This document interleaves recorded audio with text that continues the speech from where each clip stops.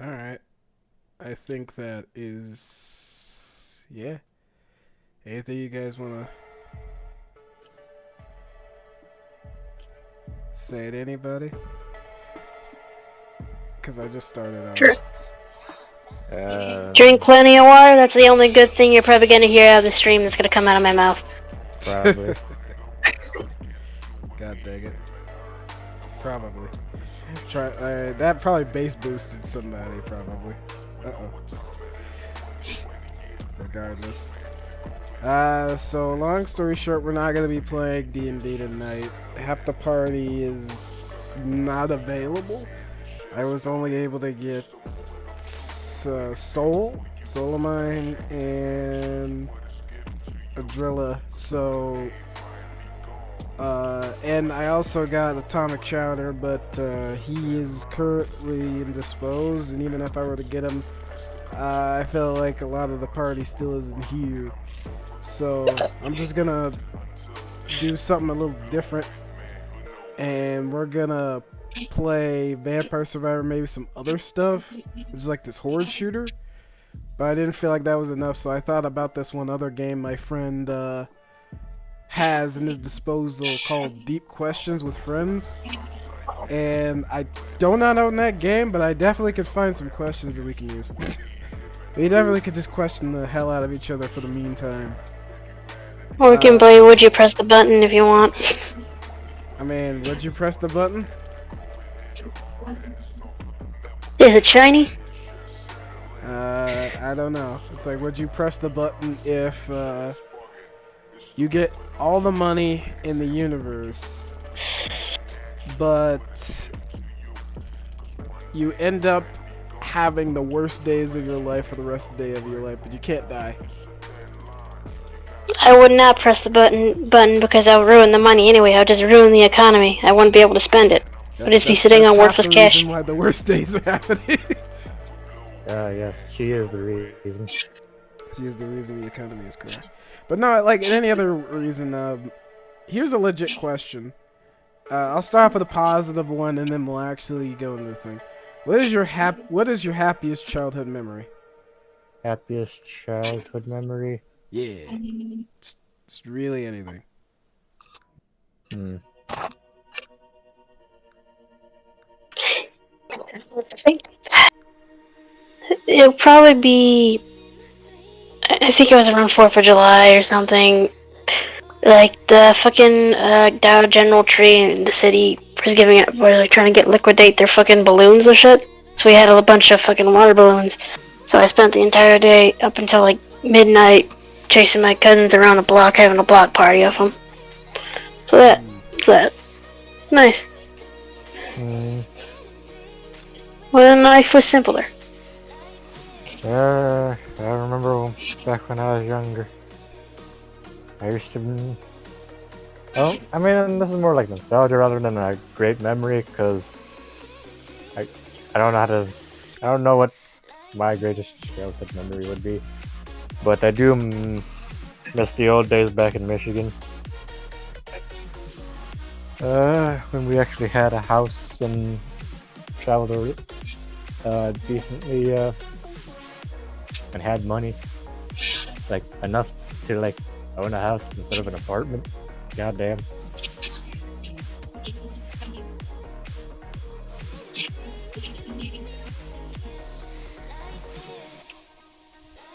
Yeah. Uh, we had gardens, we had trampoline. Anything particular? I think most of my fondest memories is usually my summers as a child rather than anything else. Do like myself barbecue. I also remember playing with my childhood dog. That also kind of brings up happy memories. I miss her. She used to chase me around the house when I used to smell like salami and bite at my fingers.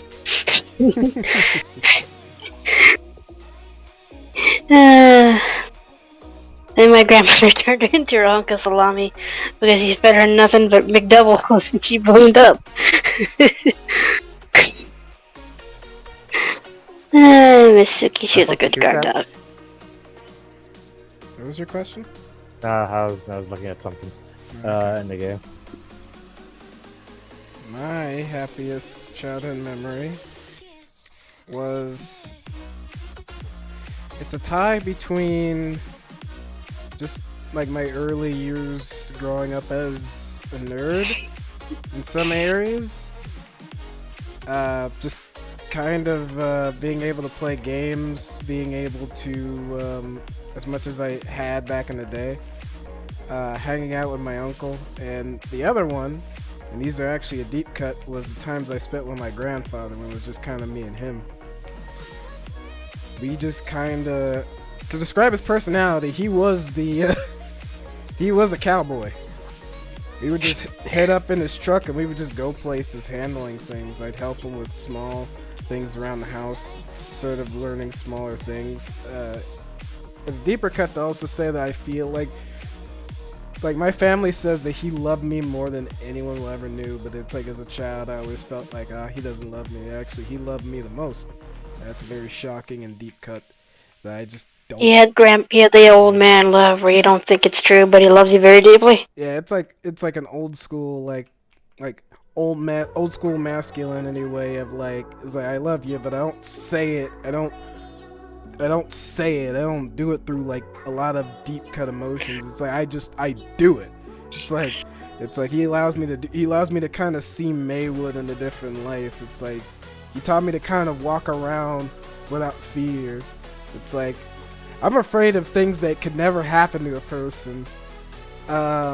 But in real life, the actual things that would terrify a person doesn't really affect me that much. Just, you've seen me act under pressure before, so it's like, it's kind of funny how unrealistic shit bothers me, but like something like real, like taxes and crap, that doesn't bother me. It's like getting stalked by a serial killer doesn't bother me. Doing my W-2 is anxiety. Anxiety. Oh god. Those are it's like as a pro tip, I think the chillest I've seen you is I pointed out like there was a random white guy just walking through your backyard that I spotted one day. We're playing D&D. Like someone just walked out your fucking back door. It's like, oh, it's my family. No. He glows too much to be a part of your family. It's like a random stalker is in my backyard. So I can't fix that. It's like, oh, well, the door's locked. The door is locked, and there are at least like 5 armed individuals in the house. Yes, so that's what you call that.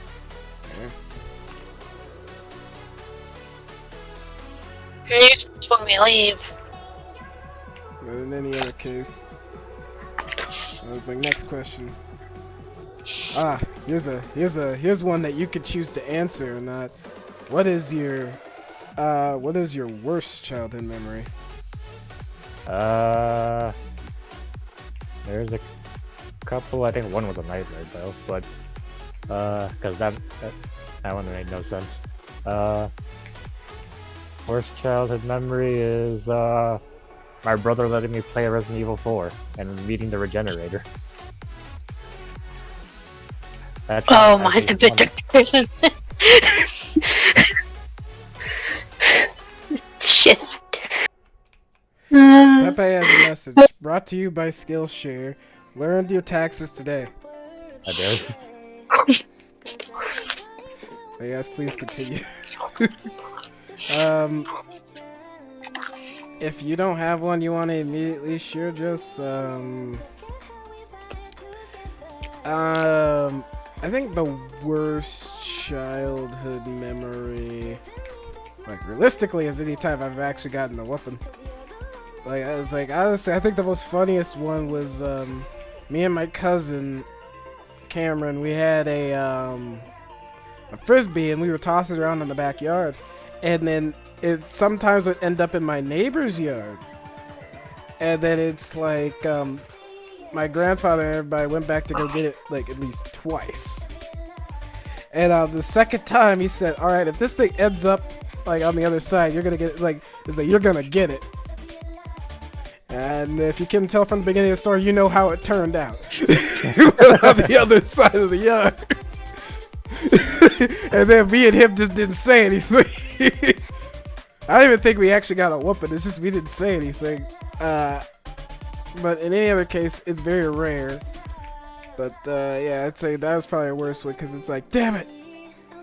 I think the other one would probably be me and my mom were outside the DMV, and I was playing with this one Never a kid. good He was beginning. inside. He was inside a car.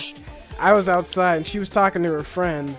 I was wearing my gi, ready to go to karate because I was doing that back in the day. And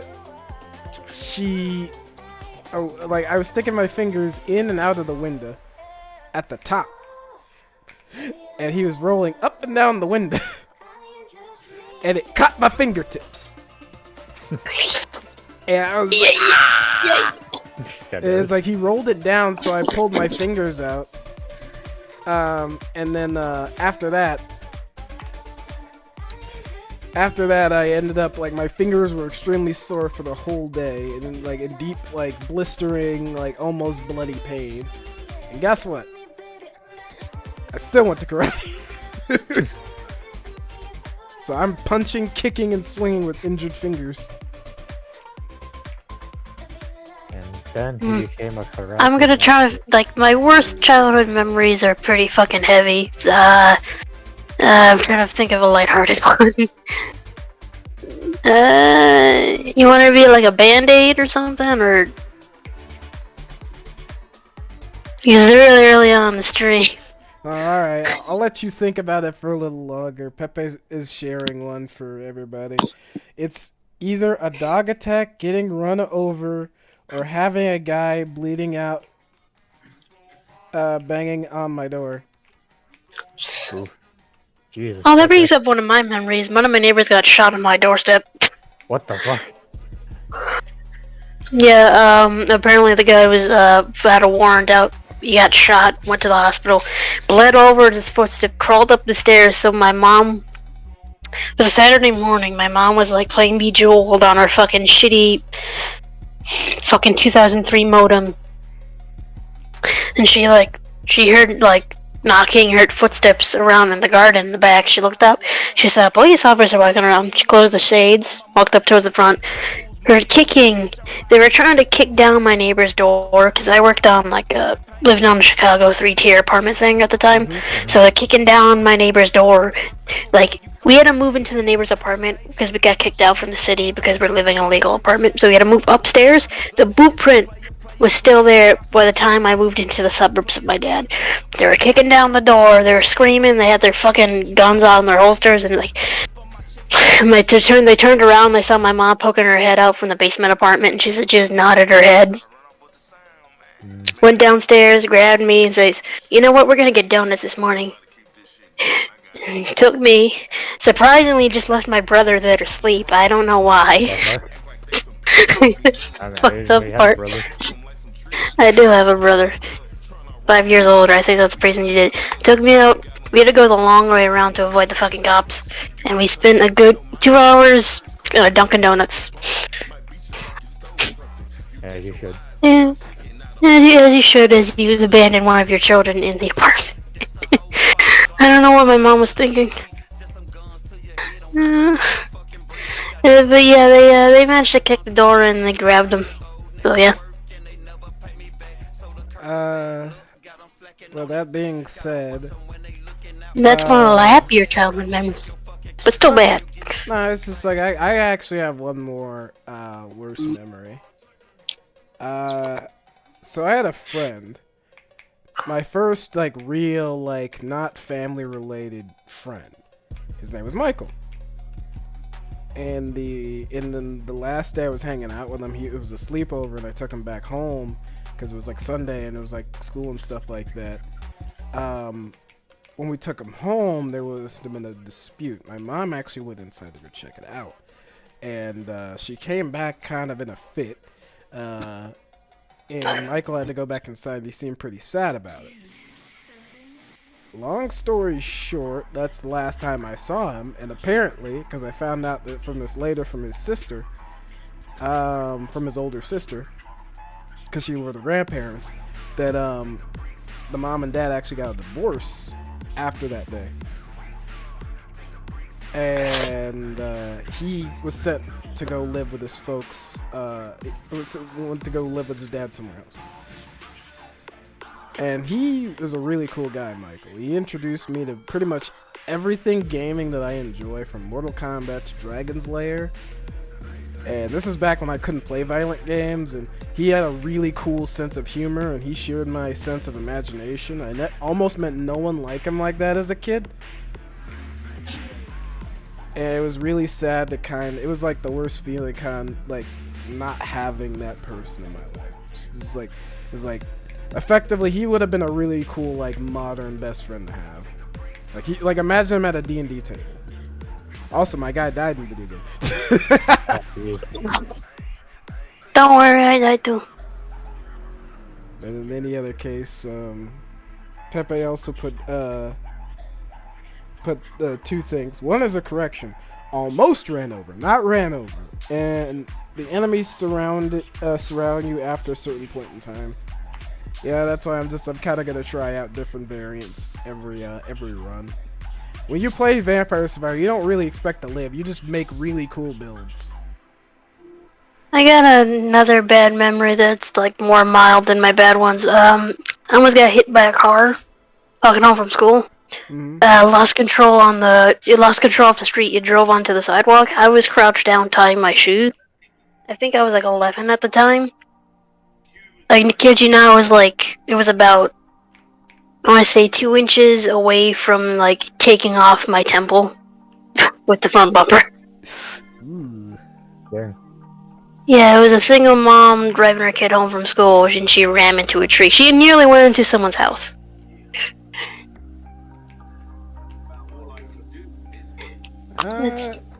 One more bad memory, unless you want to share something, Soul.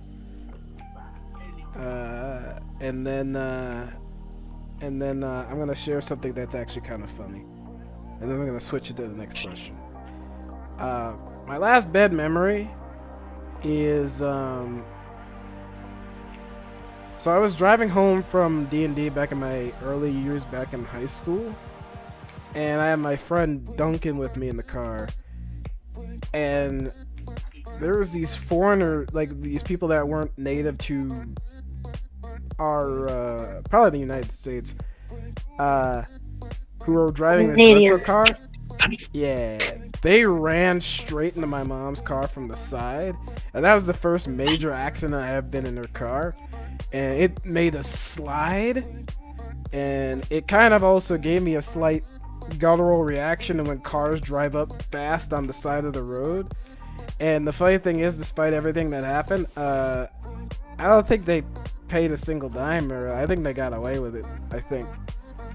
I guess one bad memory is I technically wasn't a part of the incident per se, because basically what had happened for me, another one was I was supposed to go to a field trip, a science field trip to Interactive Science Museum, hands-on museum, I forgot what it was called. And we were supposed to, my dad, the thing was like, I was supposed to pack me lunch and some other stuff. So he goes shopping with my brother to go get, the stuff I need to pack for the field trip. Next thing we know, apparently they got into an accident. No major injuries, just some cuts and scratches, mostly, and a black eye for my brother, apparently. So I was like, I kind of felt guilty there during like the entire time. I was like,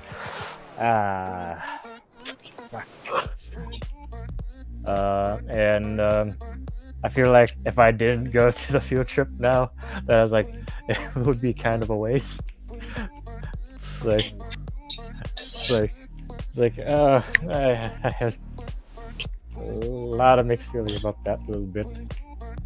But yeah, there's that. But it's okay. I'll share one funny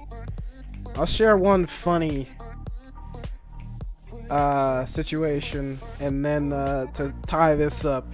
So one thing that I don't to answer your question, Eris, this is Vampire Survivor. It's free on Steam. It's free in the App Store. I think it's even on console currently, but I could be wrong.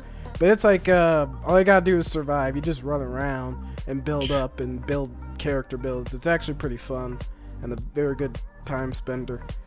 You unlock different characters and stuff, and it's not pay to win. It's pretty fun. What else? So the memory is this. You know how I said earlier how like unrealistic things bother me? Haunted houses. I ain't going in none of them.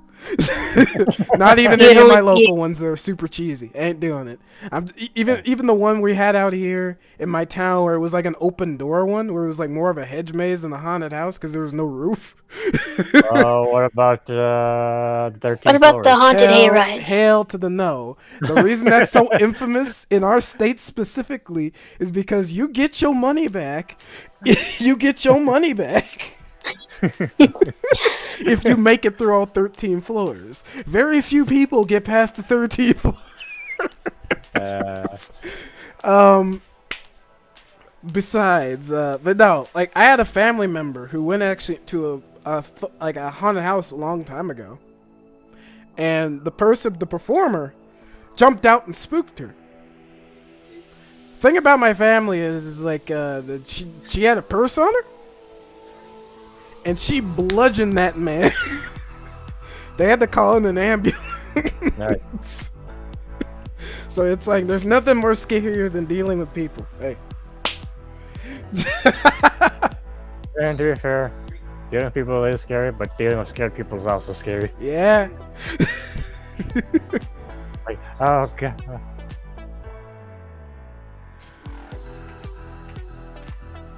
But in any other case, so it's... Wow. They really changed the events. Great in this video. one. I made sure to like and subscribe. Thank you. You'll be the 40th.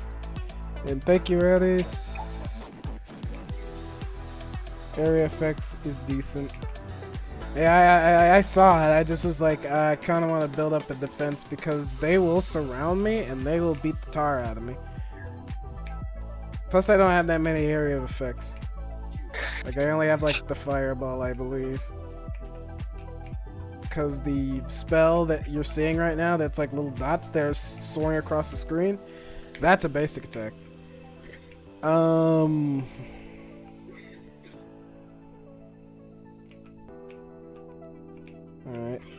You want time to get the super one when you max it out. Oh shit, yeah, I have to do that. Alright, so the next question, so you can do... Who was your role model growing up, if any? And it could be multiple people. It doesn't have to be just one person. And it doesn't have to be realistic. It could be like a fictional person or an aspect of character. Like, I know some people whose role model is like Batman in that sense, or Captain America.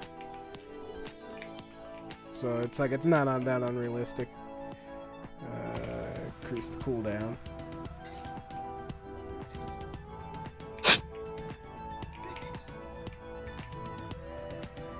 Because I don't think I had any direct role model throughout life. Like, MLK Jr. Pepe knowing you, that is a joke, but also probably not a joke. Jesus Christ.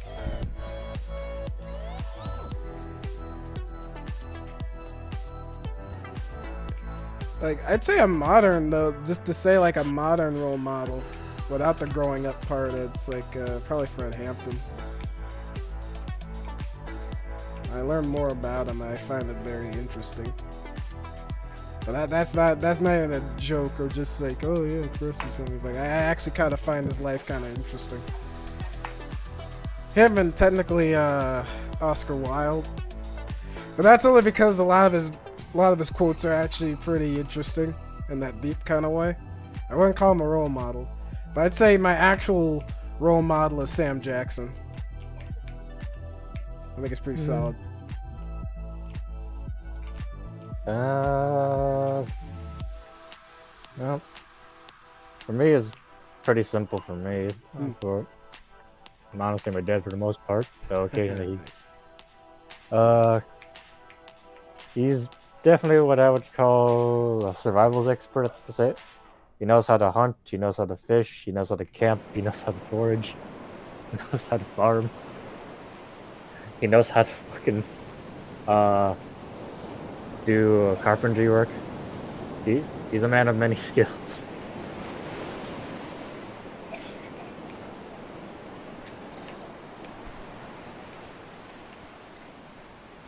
You know what? I respect the fuck out of that. It's like he's a man of many skills, and he will find you, and he will kill you. It's like Pepe posted some more. Let's see. The way he was explaining the kindergarten made me admire him. As I got older, I fell out of idolization of people. That makes sense.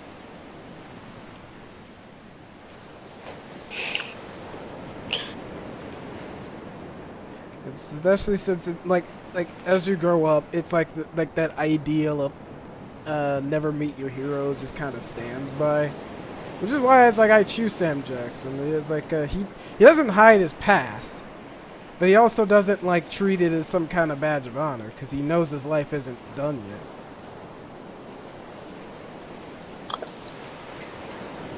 And he's lived through times that otherwise people kind of forgot are very recent in our minds. And he was able to kind of make a name for himself in an era where people are afraid of cancellation. And not attempting new things.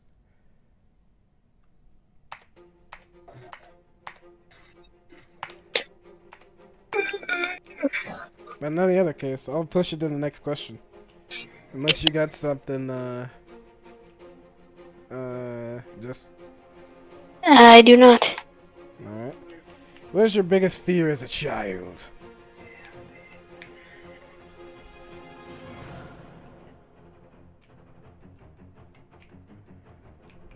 Heavy breathing.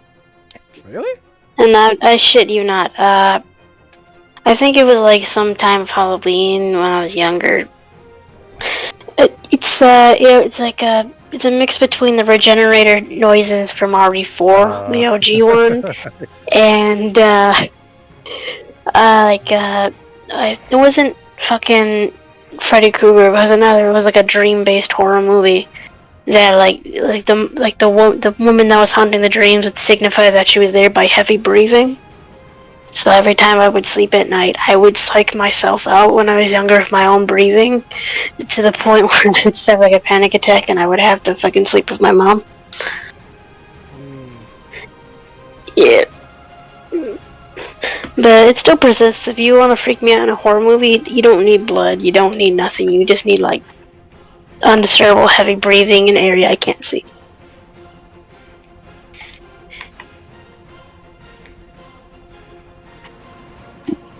Interesting.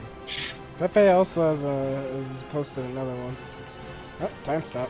Grabbing it. And I'll read his in just a second once I grab that. All right. So Pepe posts, Chucky would come to get me is a fear. As I got older, silence. Yeah, I'd say as a teenager, anxiety was a big thing. Thinking of like big questions, like really big questions that like really freaked me out. Like the idea of existence and all that. That fucked with me.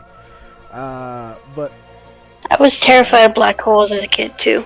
Yeah. What was the topic of the conversation for this one? Oh yeah, biggest childhood fear. Childhood fear. Aye.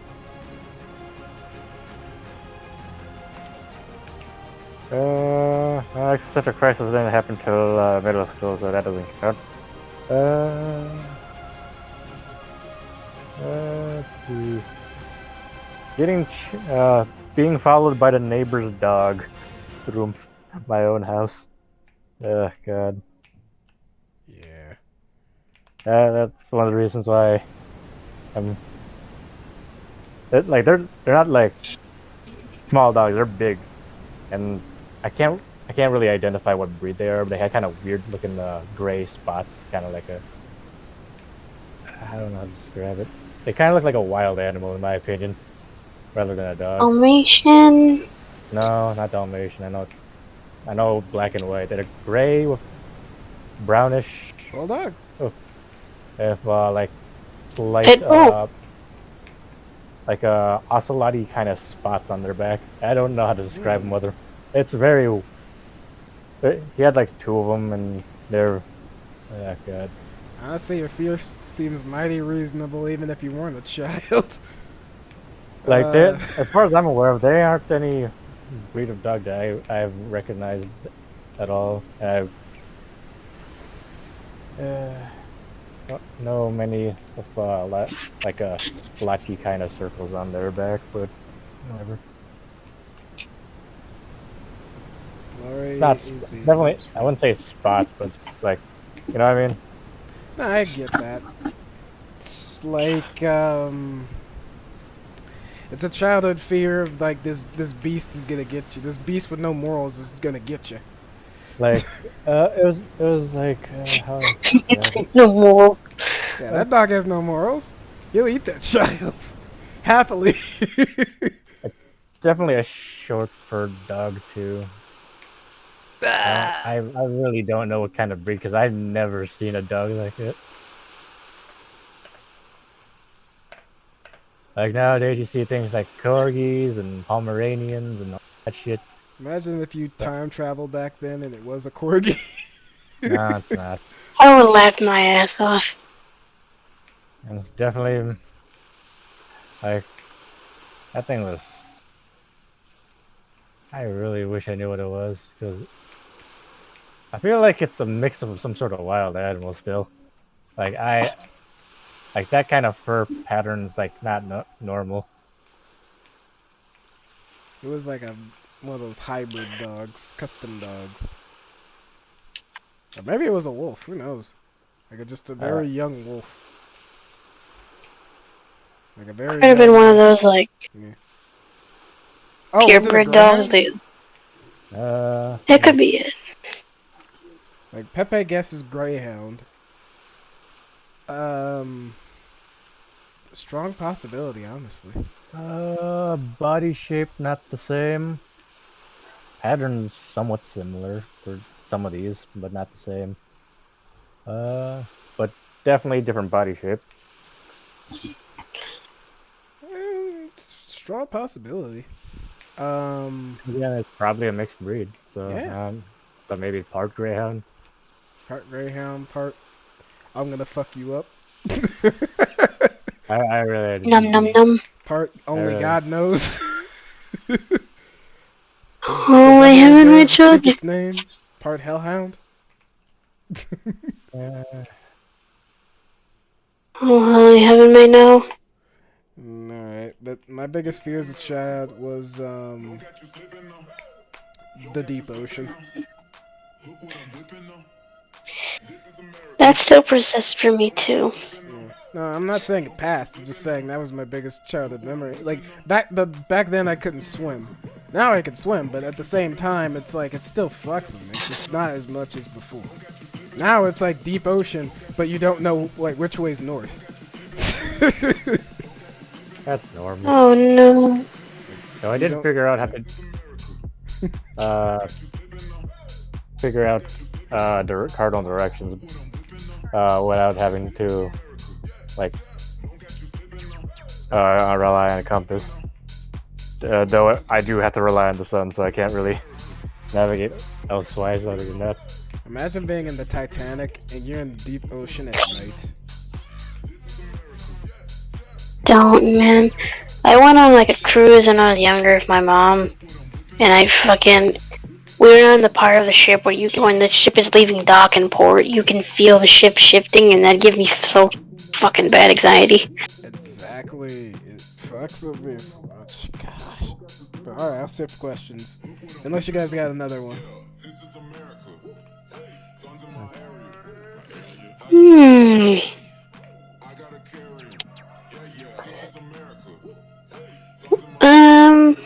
Let's see. What was the cringiest thing someone has ever told you in an attempt to flirt with you? I don't have any experience with that, as far as I'm aware of. Okay, Anyone have to that? make it broader, what have you heard from one of your friends trying to do it? Oh, actually, that's actually more viable, soul. Again, I don't know your guys' romance life. Fair. No, I'm just saying someone tried to flirt with somebody. You just The worst I like, can say is a Fahim, but he is not a friend. It is okay, how about that? It don't gotta be a friend, it can be anybody you know. Because goddamn Fahim's pickups. He also tried to pick up Sabrina thinking she's a college girl. Like, Oh god. because I did bring her over to college at one Oh, point. it's that guy. Yes, I was like, same guy. yeah. I was like, he tried to hit up my sister, and That's the a baby. introductions was meh, and she didn't really care for him. And the sheer fact that he interrupted her when she tried to talk does not really bode well for trying to woo old lady. I'm just saying. Very true. No, tip one, and don't fucking interrupt the woman. There's just like so much bullshittery that's like, yes, you're an idiot. That's all I can say. It's like I'm gonna have to join Soul. It's like as a dude, especially a dude who has fluctuating states of attractiveness. I could not fully say when a person was trying to hit on me. And cringiest thing, I had to go dig in some deep locked away memories if I'm gonna go for something where it's like I was trying to do something like that.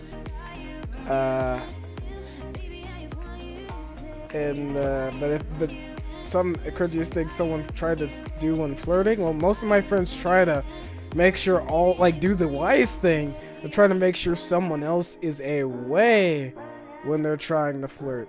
But I say the cringiest thing I did while trying to flirt with somebody was we were at this place called Kuma's, and there was this girl. She admitted to kind of liking me, and when we were at the place, we were drinking drinks, and there was this one drink called Creeping Death, and she was drinking it, and I was curious. I was already having a couple drinks, so I was like, yeah, I'll try Creeping Death. And I tried it. It felt like nothing, literally nothing. And then my friend was telling me, "Oh no, it's like alcohol affects you the most when you stand up." So as a bit, I stood up. And it hit me like a fucking truck.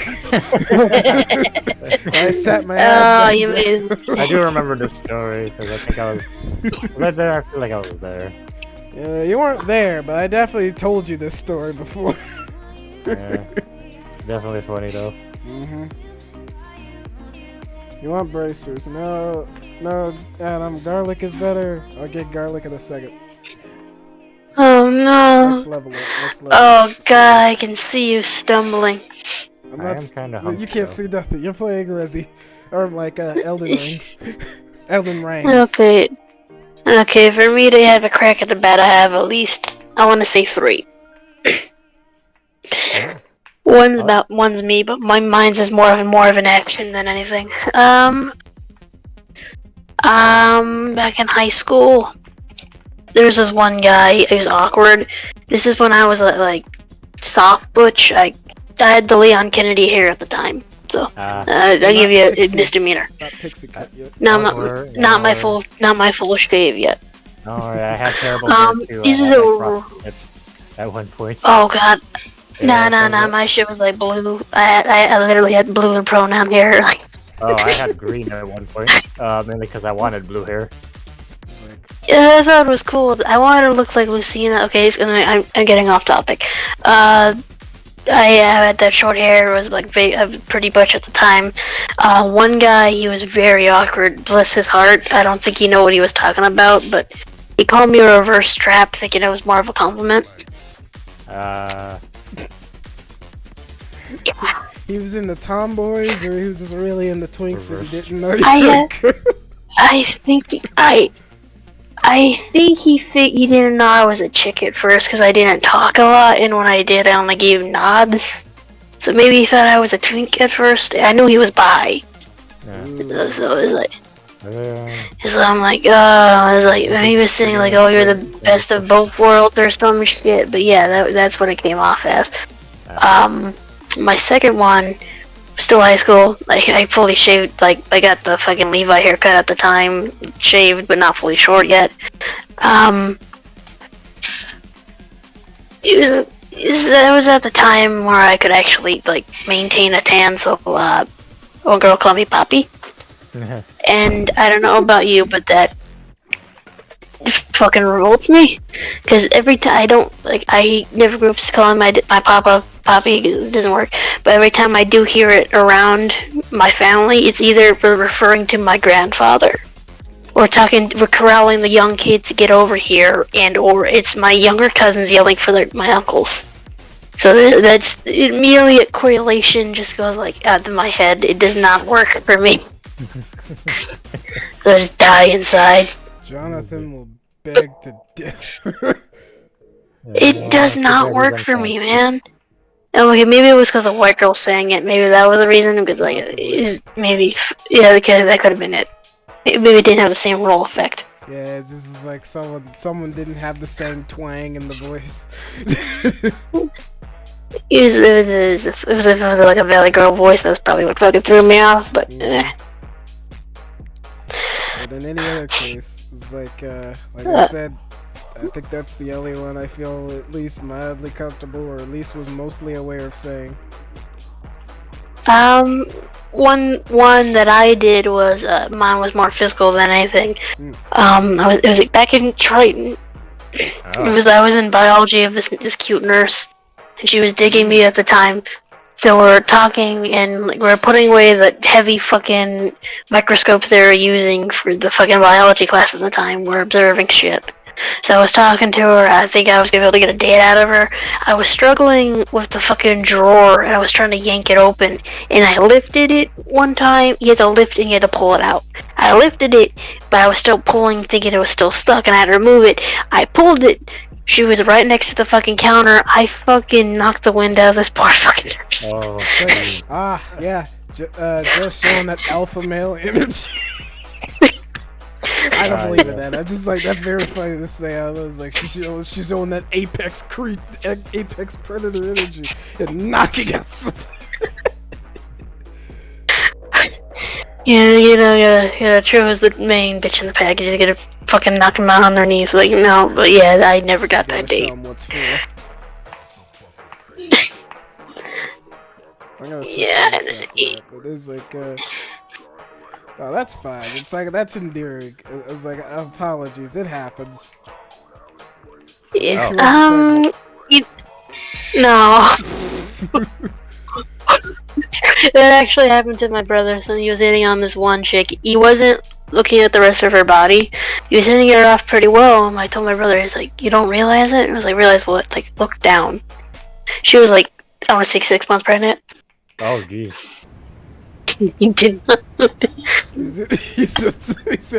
He's in the big old. He's in the beat, like, what are they call BDWs or something. He's in the bad. No, that's not BBW. That's the funniest thing. My mom will never let my brother live down is like my brother didn't know what muffin tops were. He thought they meant boobs, so he proudly claimed when he was younger, "I like muffin tops."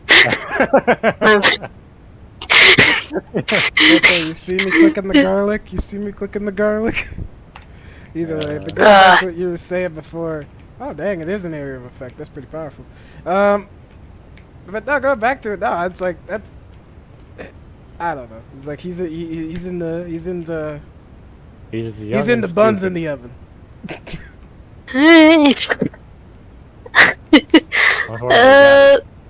You know what? To be on the opposite side of the spectrum, what was the nicest compliment you ever got? I think for me it was usually someone commenting on my eyes, or that one chick when I was like in college told me like you made me question myself. That made me feel pretty good.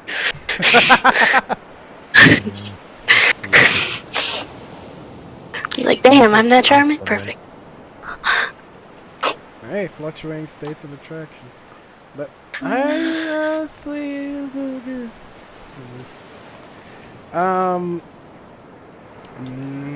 Ma'am, we have to dig deep in the bank, cause I'll say this. say Hey, living in an Asian It family, can't be that hard. You're one of the most of my sweetest freaking compliments people I is know. being judging our age and or our like compared to other relatives.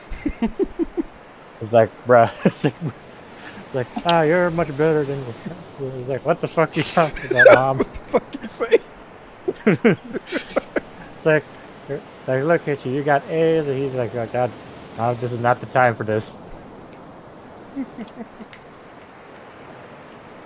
And no one really cares about that. But for the most part, I usually just people just think I'm young. But I'm not sure if I can go with that compliment for that or not. To be fair, how people say I'm young fucks with me. 12. I mean, maybe you never know how old I am. This is the internet. 11. 3. It's like, age to perfection. It's like, you're Asian? You look 12? Some people would say that's age to perfection. Yeah. Ah, yes.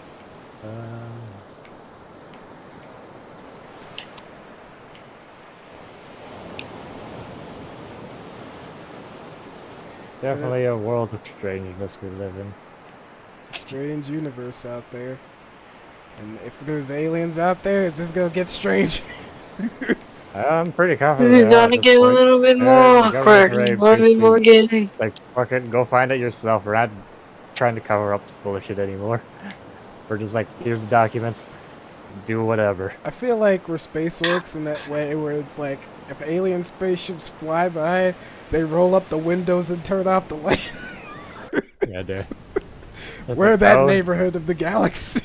It's like, look at them. They have toy guns. They don't have bigger lasers like we do. No, those aren't toys. Why is their weapons You make hear the loud fucking noises? Sam Fisher light thing go on. It's like, Fing.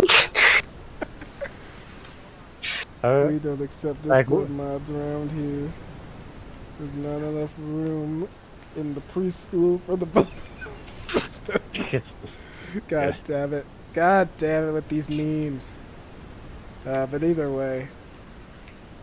Going back to the original question, Jess, that's still a deep cut. Because I have to really think. Because the comment has to be from someone that either usually doesn't give comments, or it struck hard, or it just was the most unique. And the funny thing is, like, to go back to a conversation you were a part of, Sam, when we first played this game, I'd say the most interesting comment has always been my eyes. Just you've also jumped on that boat, because it's like you're not the only one that says that. It's just that when it happens, it comes from the most interesting sources. Because one of my coworkers from work also said the same thing. Now. Yeah, it's like my eyes look nice. I mean, I'll say this: Caprice has like he's a black guy, but so I was like never really expecting him to have eyes like basically like a bluish green color. Don't listen to the media. We come in all shapes, colors, and sizes. You I was just like, gotta walk bruh, around. Like, And sometimes they're pocket-sized. I'm a hetero dude, but like the sheer fact I saw that, I was like, damn, this guy has amazing eyes. He's got some nice eyes. Nah, dude has nice eyes. I'm not gonna lie. Like, don't like, but the shit you told me about him was like, damn, he is fucked. They call him Brother Beige, and I'm like, God damn, why you do that to him? That's so mean. The thing about the whole girls his love Oh life yeah, that. scenario. Oh That no thing. no no. It gets worse Mage than thing I that. never heard about until just now. Thanks a lot. No, it gets worse than that. It gets Yeah. worse. Okay, that's It's fine. not That's enough. fine. Oh god. That's But fine. but yeah, no, it's like just basic compliments. Whenever I get them, I'm happy. It's like men are simple creatures.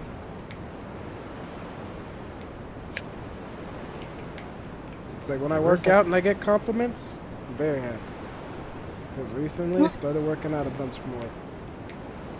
Good. No good for your health. You need to balance it out with your diet. Pizza. Eat Speaking of, I should nothing get but Eat- some more. spaghetti. Only God spaghetti. damn, man. Like Neapolitan spaghetti, marinara spaghetti, carbonara spaghetti. If you ever want to see a drill, fucking worry. You gonna see me discuss this man's diet. I eat a shit ton of pasta when I have nothing to cook. This Cause is coming that's from a all woman that's just getting off of fucking food poisoning. You're gonna eat I another pasta. speaking of which I am No, kinda I hungry. did it worse. I bought fucking Taco Bell. I'm gonna give myself double fucking food poisoning. Like I said, you're just cleaning out your colon. She is the colon. Yay, colon.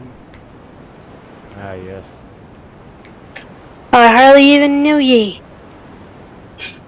One of these days I got to kill God Salazar. I'm gonna start it. But in any Throw other the egg case, at him. Throw the Pepe eggs at him. says, nah, those shits are expensive. Pepe says, when 2K gives you more than 5 5 hair. haircuts, I believe you.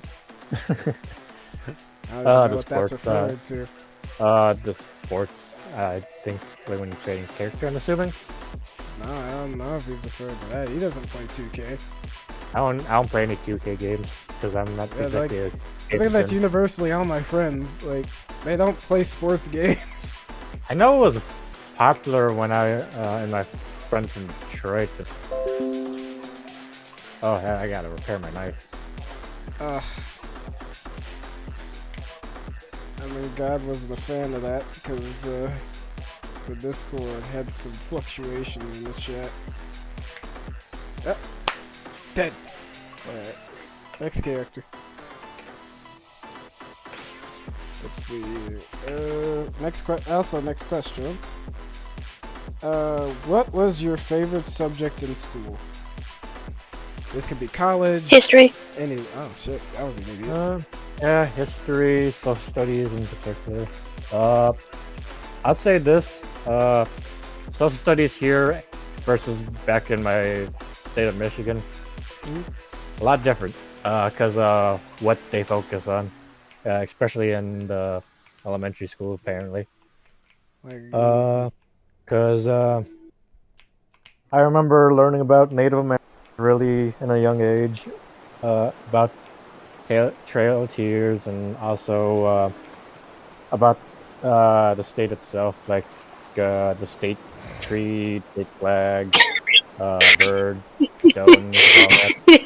Like, I know very little about anything about Illinois living here, other than the fact that the bird is a cardinal. I do which I don't like even And saying once good luck. like I'd say this. I don't even know what like the state tree is or what the flag looks like. That's how vague it is for me.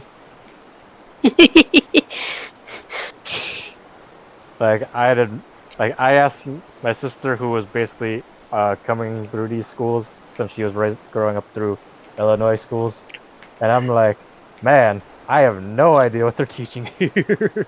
Yeah, fair. Education has gone down. But to be fair, it has a lot of problems. So many problems I can't even get through a whole stream and talk about them. So, Michelle Obama ruined the fucking lunches. I am being legit serious. I knew more about my own state than probably most of Illinoisers know about Illinois.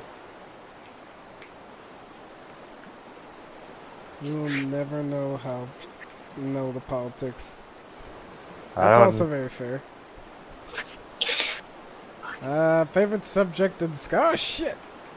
I got the flamethrower. need throw Right. flames.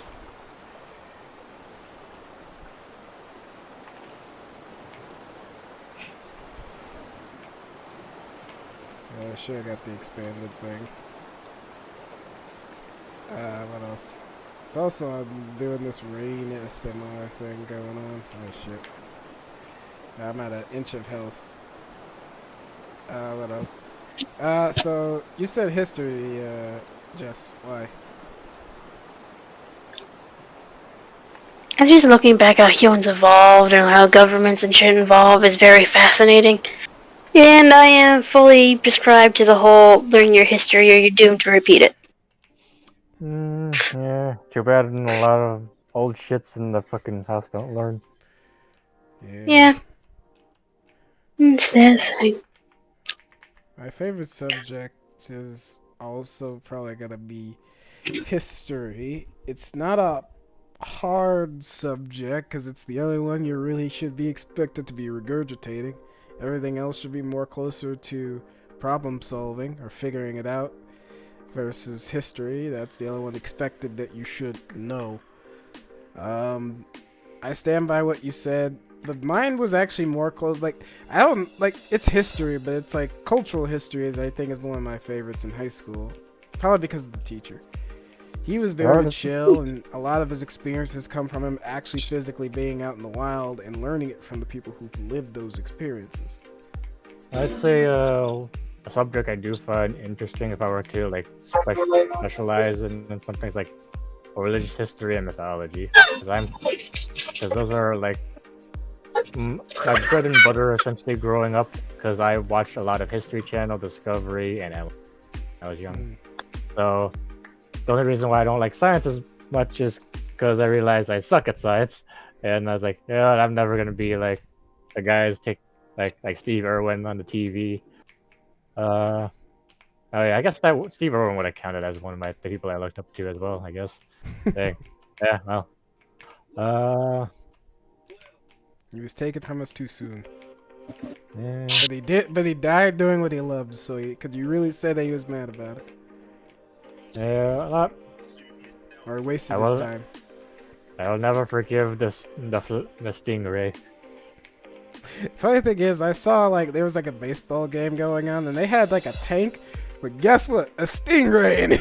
And the kids were near it, and I'm like, you let those kids stand near the tank with a stingray? Did you not learn from Steve Irwin? The last lesson he taught that stingrays are dangerous, and y'all don't listen. Yeah. Like I said, Glad his family's doing well. Yeah, his son's taking over for the most part. His daughter's married, I believe. Happily. Yeah. Don't know shit about his wife. Yeah, well. She's probably happy. She's happy with her kids, and I don't think she remarried. I think she's only had him. I also believe, yeah, she said something about not remarrying. It's also one of the reasons why I want to go die in Australia. God damn it. You always have one woman that just don't. It's like, if I'm gonna end my life, I'm gonna end it in Australia. Strong possibility. I mean, if you want to die, they'll let you die. Just walk out in the middle of nowhere. You'll die guaranteed. Guaranteed 10 out of 10. 10 out of 10. Go during spider season. Fuck it. Well, the rain and spiders. They'll always be able to do you in, that's for sure. That's why I was like, yeah, when I'm tired, I'm just gonna go to Australia and just retire there. I don't give two shits. But yeah, Pepe says his favorite is physics. Physics. Yes. But yeah, cultural history is always fascinating to me, and always will be. There are no classes on mythology, but I feel like I would have enjoyed that. There's also religious history, so there's that.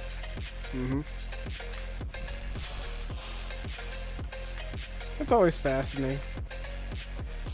But yeah, it's like next one is, what was your favorite teacher in school and why? I'm gonna answer this immediately and say same thing. My cultural history teacher from high school. He will always be my favorite because he actually knows what the fuck he's talking about and is talking from the people from those experiences, and everything he shows is 100% fact. As well, he actually told me things about history no one was sharing anymore. Like, he actually was able to scrounge up and find like actual Lynch photo, like the Lynch postcards. Ooh. Yeah, with dead families and everything, because they did that back in the day. Especially of, you know, like black families, Mexican families, just pretty much anyone that you know was a white. And sometimes they would have white ones, but it's like they primarily focus on the whole "you don't belong here" angle. And yeah, he had some, and he showed us that, yeah, these people did these things, and you should be very wary, because, like, though times have changed, certain things, you know, aren't very much gone. And you'd be surprised, like, how much people just try to kind of ignore it nowadays. But yeah, other than that, like, he taught Latin history, Black history, just all the history, man. Let's see. Favorite teacher's kind of a hard because I had a lot of decent ones. Fuck me. I have fun. Right. I have some one's a history teacher, one's a math teacher, one's English teacher. Well, I think there's 2 English teachers. At least those are the ones I can get off the bat immediately. They're all high school teachers. There's a social studies teacher back in my elementary school. He died before retirement, surprise, which is kind of one of the things that happened. Like right before retirement. Like he was like a year and then he's done kind of retirement. I mean, imagine if he did retire and he died. I feel like I'd be more mad about that. Like, as soon as you retire, you die. Let's see. I don't think I liked any of my middle school ones. If I well, except for the one that lit the table on fire. I liked her. Cause, like the teacher that set on fire. Cause first day of class, pours a mixture of alcohol and water on the table, lights that shit on fire to get everyone's attention. I was like, yes. Alright, class, we're gonna learn some serious shit today. Like fucking gets rid of the fire with her bare hands. Like, okay, cool. She's teaching you guys sorcery. Oh, this doesn't unlock anything in my head. I believe the class was like chemistry or something. There. If I were to choose, I'm gonna switch my headphones real quick. Understood. if I were to choose one, I guess it's probably Mr.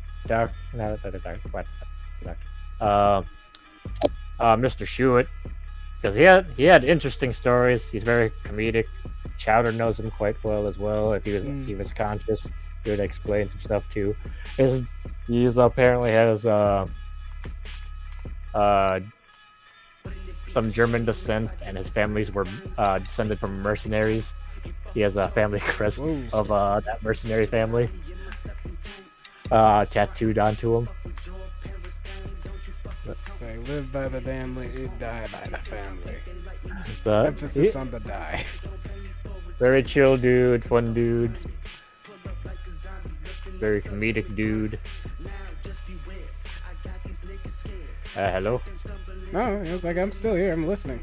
And just went to go switch out of headphones.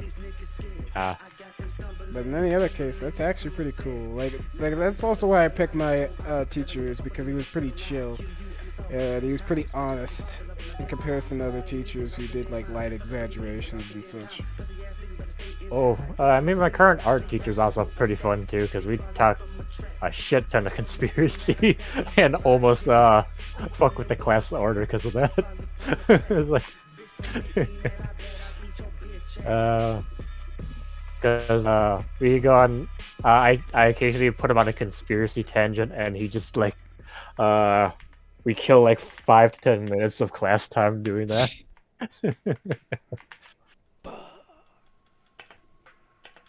Yeah, man, good times. The good old days. Good old days. I mean, I literally have his class like this semester, so it's just like, Anything you want to share about your teacher, Jess? I think my favorite teacher would be my sociology teacher, Miss Muraru, and her brother, who actually was the history teacher of my same year too. She really urged people to like to dig in and look at around the world around you, and like she would dig up like parts of the time, warning about this, this, and this. And she would tell her own life stories because she was Romanian and she lived at the time where like it was like occupied, like it was like occupied by a communist party at the time, and she would tell us stories of.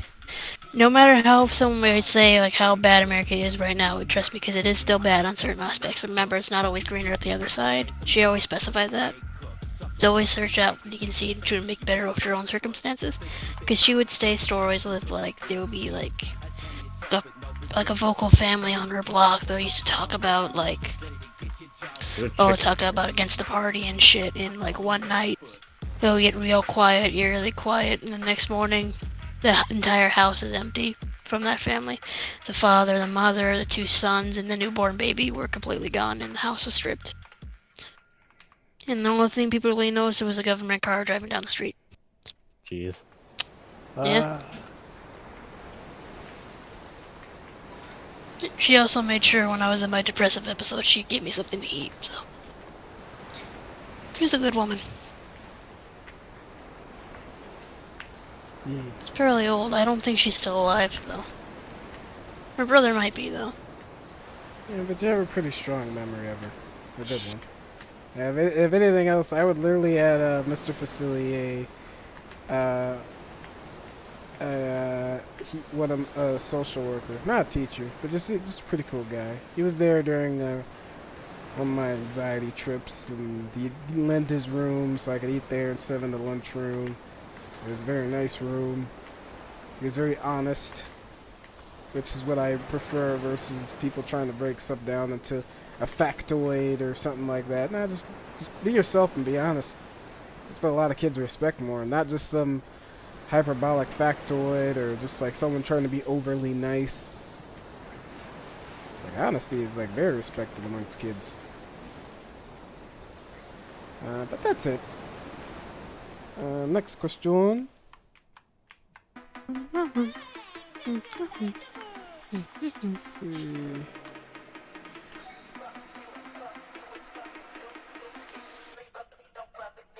What was the worst teacher you guys had? The one from college. The racist bitch. The sexist, racist bitch. He just kept failing me no matter how hard I tried, or, did effectively. Oh yeah, she I'm at this point when I'm reflecting now, I'm pretty sure she just fucking hated you. Yeah. I think that was the sole reason, because she liked the Latinos, she liked the white guy in class, she liked that one Asian person in class that just didn't like you. Yeah, like the one, like the big white guy, yeah, he was cool, dude. But that skinny one that never came to class and she'd always give him the piece, it's like, motherfucker, he literally does not come to class and you're giving him peace. You fucker. I also remember the fucker that I teamed up for my first project, dumped the class, and I got stuck with like a grade. If she did not fucking tweak that shit and I didn't throw my shit around, she would have gave me a fucking D for the first assignment. Yeah, but she was like, no. It's like, because like I can't keep a sister down, especially when ICE is knocking at her door. It's like, wait, what? It's like, I'm just saying. It's like, I didn't say anything about. No. We gotta fight the man. That man points at me. Yeah, man. Oh god, I have a feeling if we made any of her jokes, she would just call you out every time, even though the shit I was saying is significantly worse. My favorite picture is like back when Old Time Road was popular, and she was like there trying to crack a smile. Cause like I don't think she knew. You can see the caucasity in her face. I'm not gonna lie. Oh, the caucasity. Oh fuck. But yeah, that's the teacher I fucking like. Second, I'd say second is definitely the teacher who kept giving me the C's no matter if I tried or not. Literally, there was a test I turned in where I was just literally guessing the wrong answers intentionally. Still gave me a C, which wouldn't have been bad. It's just, I don't know. That's pretty bad. I think one for me was like, I think it was in elementary school. It was like a math teacher. I suck at math. I just recently now got better at counting like fucking money and shit, in budgeting. She would say like the shittiest shit. Like I mentioned before, growing up, we didn't have a lot at the time because like my parents were separated. And my mom was fucking in and out of jobs. She would give me a lot of shit for not having all my shit in the year. But like, it was like, it's not a full world country. It was like, you didn't, you have like a fucking 2 family members at home, and like, and then she kept ribbing me on that. I'm like I told her one day I don't. It was like, oh, well, it looks like it's like I said, like, no, I don't got 2 parents at home. And she said, oh, it sure seems like that. And I'm like, what the fuck is wrong with this woman? What do you mean it seems like that? I didn't tell my mom that because even though I was a kid at the time, I knew it was fucked up, but I knew my mom would have gone to jail. Because like, my mom's the type of woman who's like, not an option. I was like, yeah, another thing, I think she gave me shit about not having like pencils midway through the year because I ran out and my mom couldn't buy one because she worked a second shift at she worked a third shift and she worked a first shift, so she wasn't home in between. So she couldn't pick me up anything from the store. So I told her that. I told her, like, she started shouting, it's like a third world fucking country. She pointed at the Indian exchange student. What the fuck? Easy. She pointed at the Indian exchange student and was like, it's like, if he can afford it, you can afford it. I was like, what the fuck? Because this guy, like, what we learned, he did not come from like, oh, he had like 2 slippers to his name and a rag. You know, he came from like New Delhi or some shit. What part of India are you from? It's like, what? It's pretty racist. He's Nikki. He's like full English. Everything. He's been there for like a year. No, it was another thing. No, another fucked up thing she did was we were having problems with a math problem that we couldn't like remember the year before that we were taught. She pointed at him again. He's like, he knows it, and he just got here. Wait, and like, what? Yeah, yes. This teacher's fucking racist. Yeah.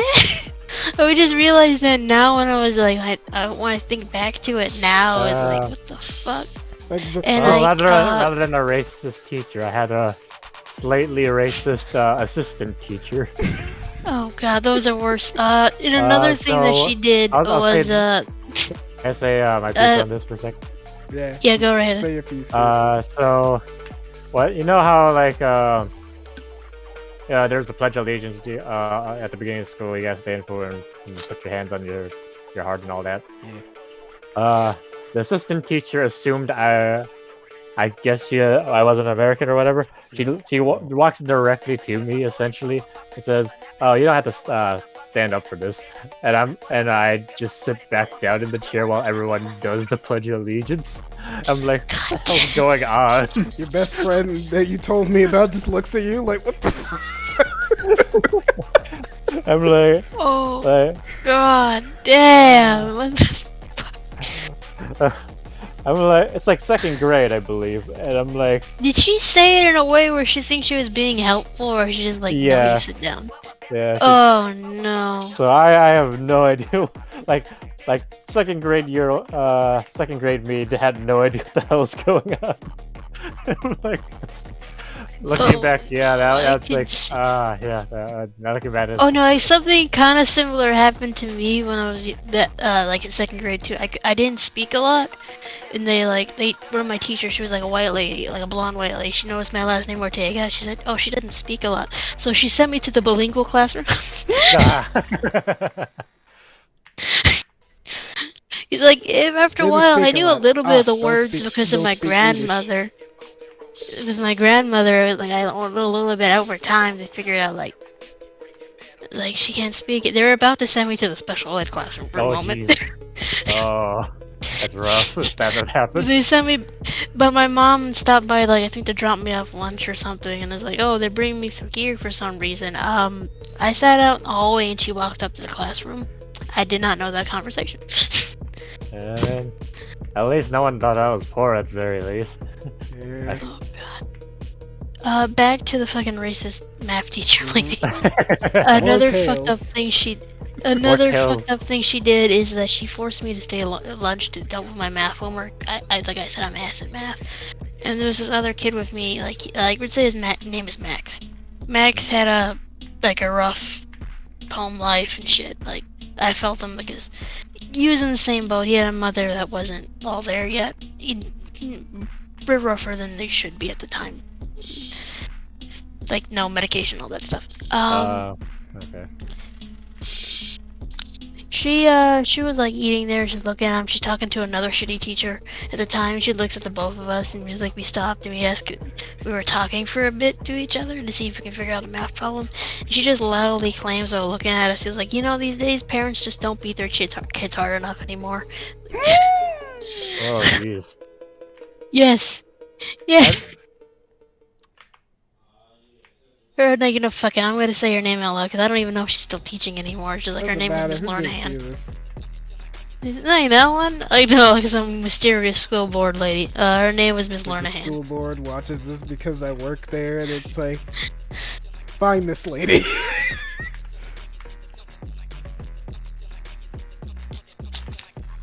Let's find this racist ass Greek woman. Yeah.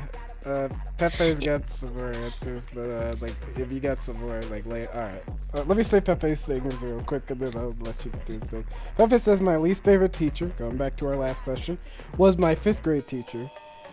And he didn't explain, but, if you want to type out the response, I'll read it. Also, he texted a very funny but racist joke. Indians coming to the U.S. have money most of the times. It's, foreigners, like some foreigners come with money, yeah.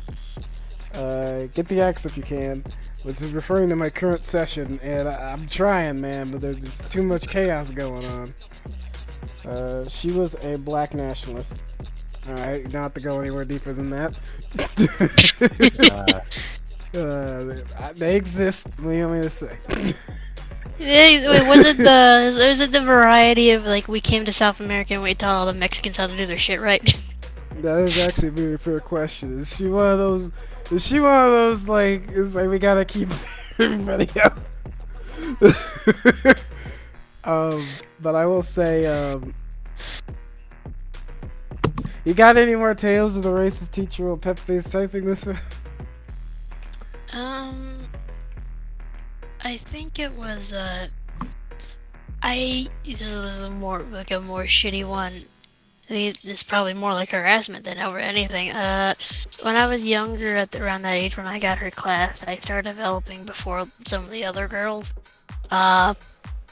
She loudly just started pointing it out and just started like grabbing near my chest area. I don't think she was supposed to do that.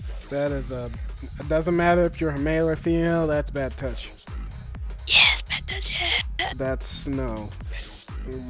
I think that was the fucking. No, I think what pissed my mom off was I didn't tell her that she like tried to touch me. I think it was it was during my one of my progress reports. She added a note saying that I need a training browser or something. And like my mom was eventually gonna give it to me, but I think that was like fucking in her tits mind. flying everywhere. It distracted me in class. I had to check and see if she was putting water balloons in that shit. Fuck. No, that's actually my mom straight up. I was like, why the fuck are you looking then? Why the fuck are you looking? Like I think I had to calm her down when I was a kid. It was like, well, she deserved to kind of get some kind of reprimand for that shit. Yeah, honestly, I wouldn't. Like, because I think she was like talking to the assistant teachers, like she called me up and is like, okay, look at this. It's like, what? I didn't understand what was going on. It's like what kind of woman lets her daughter walk around the house like that? I'm like, what the fuck is he doing? And she started gesturing. I'm like, oh no. So I thought this was America. We ordered a plus size and the plus size only. It's like I'll take a. I was like, that teacher was I'll take some small fries, but I don't believe you sell that here.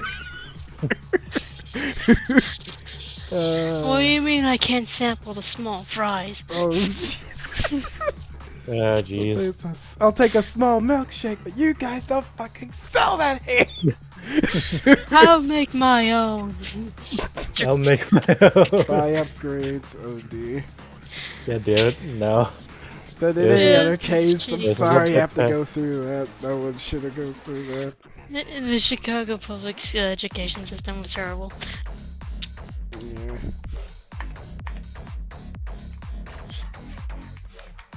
I also had a counselor I fucking hated, if we're really stay on the subject. Yeah.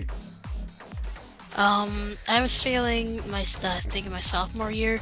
I needed like 2 credits to fucking make sure I stayed a junior. I got those credits. It was by the skin of my teeth, but I got them, and I told the lady, like, what you were supposed to do if you're struggling towards the end and you're still struggling to get credits, you would give the credits that you got to her, and she would make sure you get advanced to your next year. I was missing 2 whole credits because what I gave her she did not put in for me, so even though I was a junior, I got put in with the sophomore fucking group.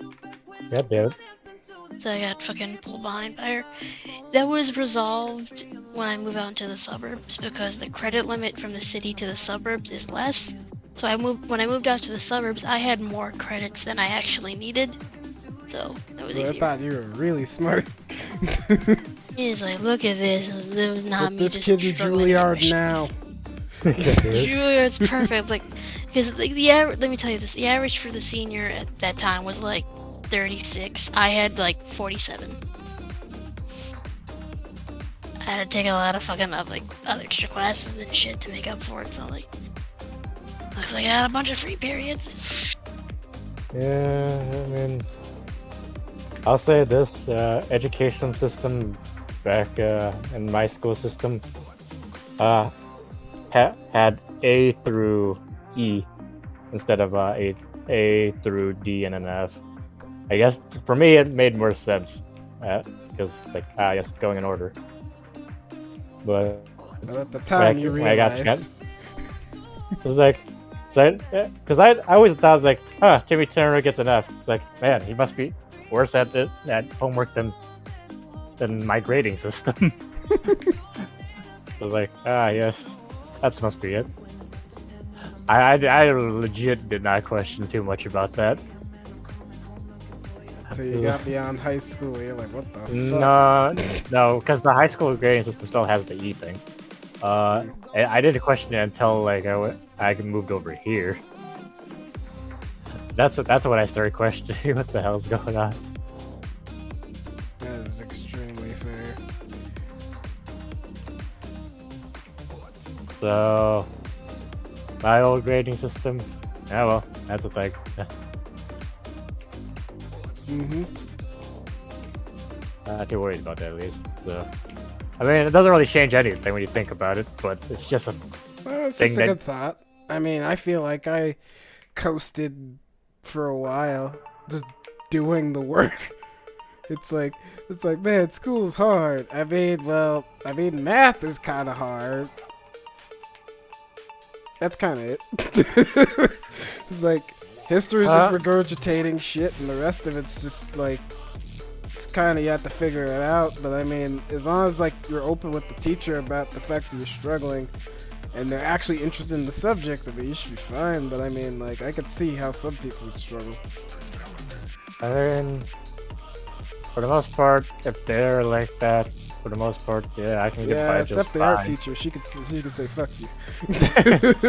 Like, I usually get the art teachers that are like, yes, yeah, you're a great little butterfly, doing work. Kind of ones usually. So I don't really have to deal with that. Because art is very freeform and all that. Yeah, but you get an F in art, and it's just like, how? If you're even the shittiest like artist, just say it's abstract and just draw a bunch of circles and shit. And This is what I see all the time. I can only see in circular shapes. Everything's just a blob. I am missing a small key somewhere. Where the hell is it? Question. I don't think, like, no, at later points of the game, they just, you know, like, you either find them in the treasure areas or you just don't get them. Because there's one in the audience chamber I need to get before I go into the next area. For context for those listening, Soul is currently just making sure I say it right this time. Yes. Soul is playing Resi 4. Because a lot of peer pressure from these folks. I would have been busy playing Spyro otherwise. In any other case, Pepe says, I appreciate how well adjusted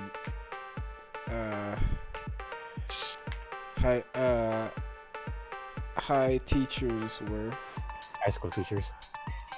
I think he means high school teachers were, like, in that sense. Yeah.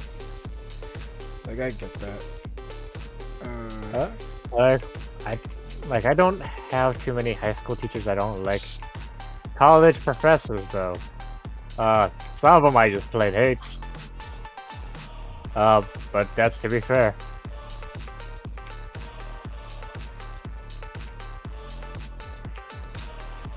Let's see, Mr. Rodman.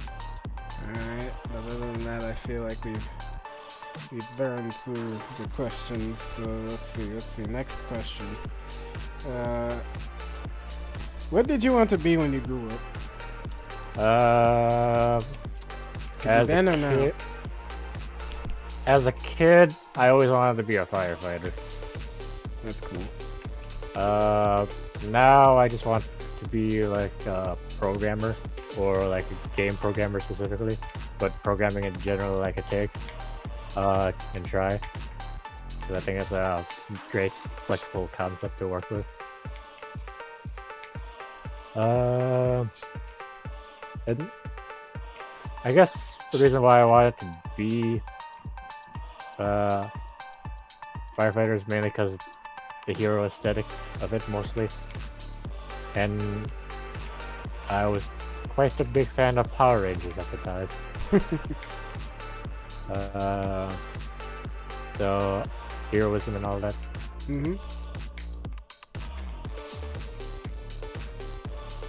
I'm curious, and you don't have to answer this, but what made you not want to pursue being a firefighter? It's more along the lines of their lifestyle, and they mostly kind of live in the fucking station. Yeah. Nothing wrong with that per se. It's just, for me, it's kind of like I like the idea of being with a family.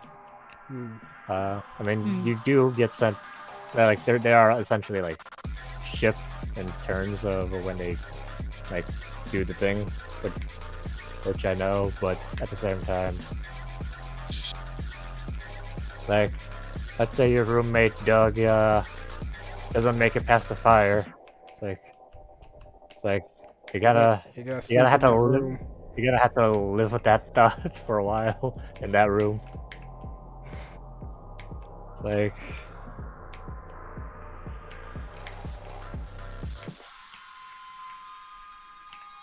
yeah. Growing up, I wanted to be, I think the most highest I also kind of wanted to do a lot of cool heroic things like police officer, firefighter, and really didn't really fuck with those ideas. I just kind of felt like other people could do it, you know, a little bit better. I wanted to dig it. It's just other things kind of came to my mind where I thought, you know what? I want to do that instead, kind of. And oh shit, that is exploding. And then modern, grow up. Possibly like a writer or some form of creative where I get to make plots and stories. Because I don't think stream games are my A-game material. But I definitely feel like as we go along, you're definitely gonna feel the strength of how I like to write certain things. Granted, Really, that's an not really account? writing. That's more or less like playing a game. Like, I don't know what, like, I don't know if I have anything on brand that's like my highest grade material. Probably text-based, but I mean, I don't really type as much as I could on there. So, I don't know. That's up to par. So as I continue to write and I continue to create, you'll look back at this video and you'll be like, ah, this is where it all started. He did good. Yeah. That'll do, pig. That'll do. So this is what happened to the great Mr. Cool Walker. It's like it all started right here. And then... It all went to shit. Oh crap, don't say that. It actually might happen. Honestly, like, I mean, we're when I pretty was low younger, on I the think bar. the shit they used to do at Rooster happen? Teeth Don't back say in the that. day kind of seemed like fun. Pepe said he wanted to be an accountant. Yeah, I read that. This is where he It's became the legendary porn child. star. Considering that one of our friends wants to be a porn star, it's not too far off. He's my gateway into the industry. Wait, who are we talking about here? I'll talk about it when we're not, you know. On stream. Yeah.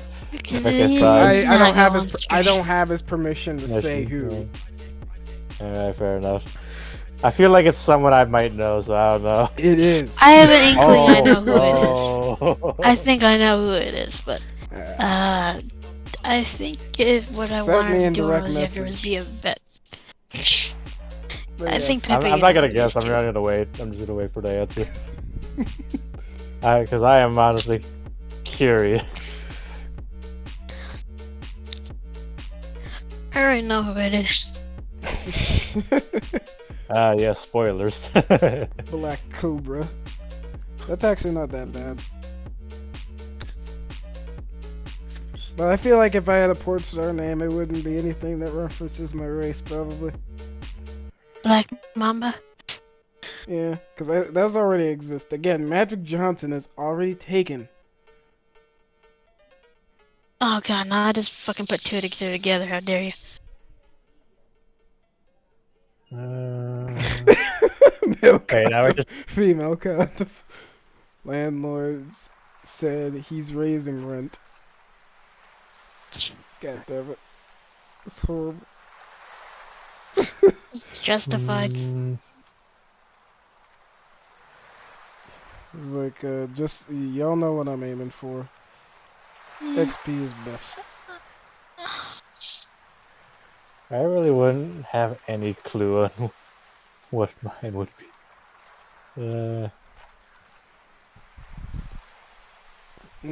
But in any other case, yeah, I want to be a great, like, honestly, imagine, I become the greatest porn star / porn writer. My porn come out like cinema. Goddamn. Oh shit, I forgot. Actually, to be fair, that ain't all that bad. You make a good amount of money. I won't lie.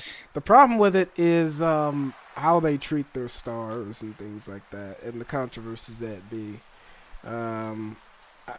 Obviously, if you're a low-ranking one, you're not gonna get anything like health insurance or any plans. Depending on who you're working for, you're just default dealing with sketchy people, and just all that whole environment. Probably like whether you be male or female, you're definitely gonna have a different vibe that fucks with you for the rest of your life. And honestly, think about it in this modern era where there's so many porn stars nowadays. There are definitely like some that are like in LA for sure, who are like who have kids, and those kids are aware that their parents be like doing dirty things for money. So it's like that might fuck with them later in life. It might not. They could be fucking numb to it to the point of not giving two shits. Nah, they probably Yeah. just gonna grow up just being like, it's like my mom. She That's sucks normal. dicks. That's normal. I'm just never look up their name. Your daddy's in a gay porno today, sadly. You just have to live with that for a bit. No, imagine being a kid. They're growing up You never want knowing. your Xbox? Never- You want your Xbox? So this is where the money comes from.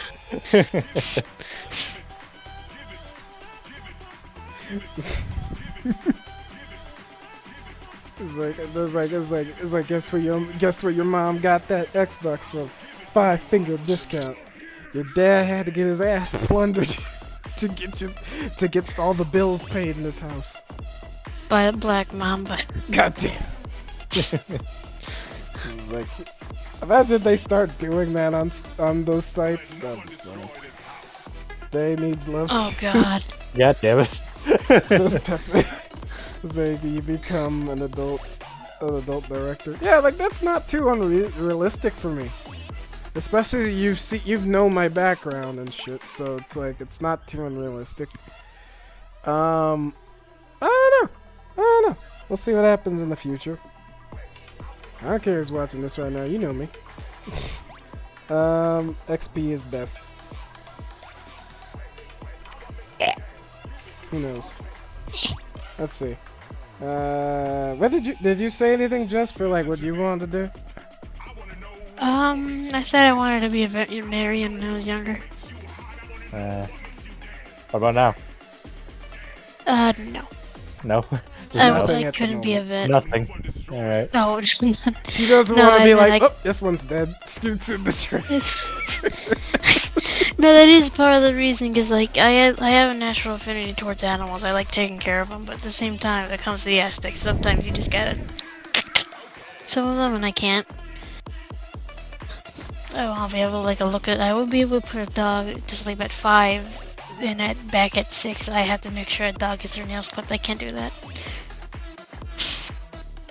So I was like, nah. So no more vet for me. Now I think I'll just be more like Adam. I think I'll just do something creative, but I just don't know what.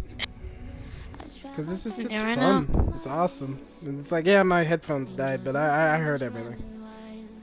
I just got them back on. I'll jump right back into the next one, and I'm setting up my game as well.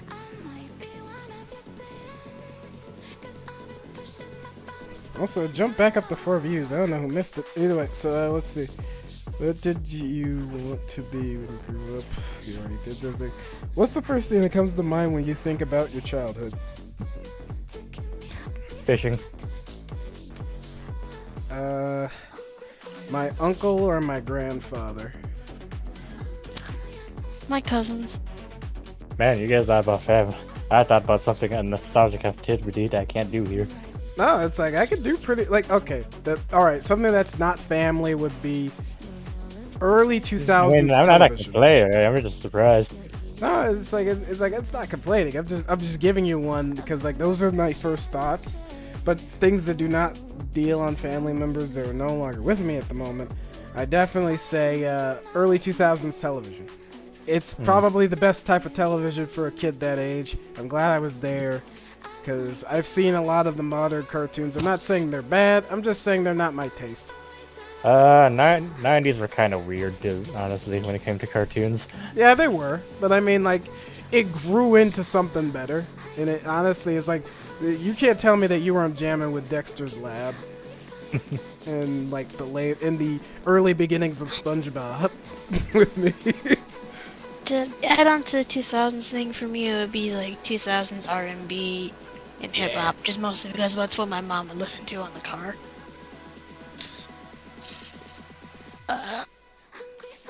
That and 80s techno funk. That's my dad.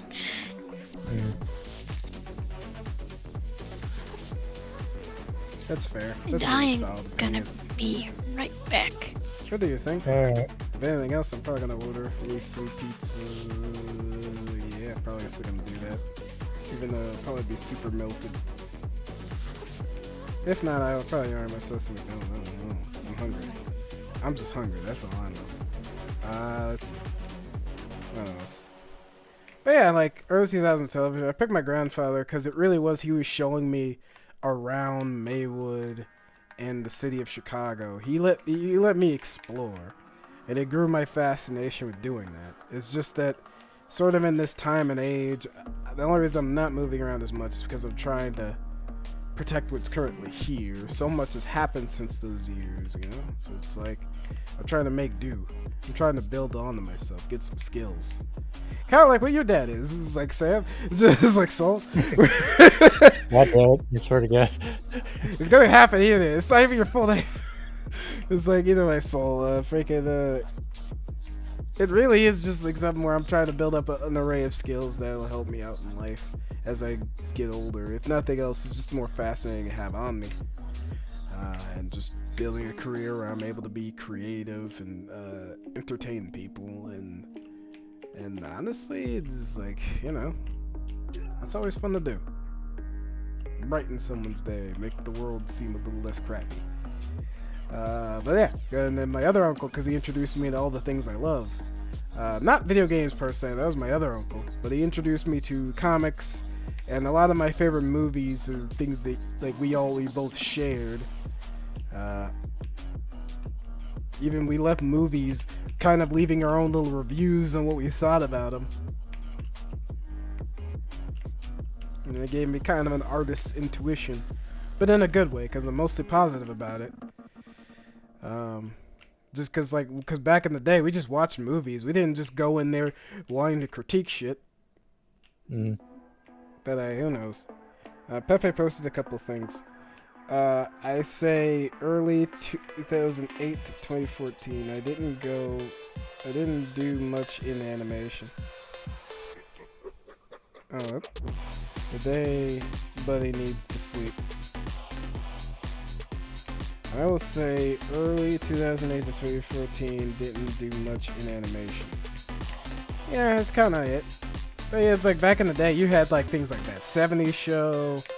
You had Friends, which I didn't watch, but a lot of my friends and family did. So it's like, you know, I had that.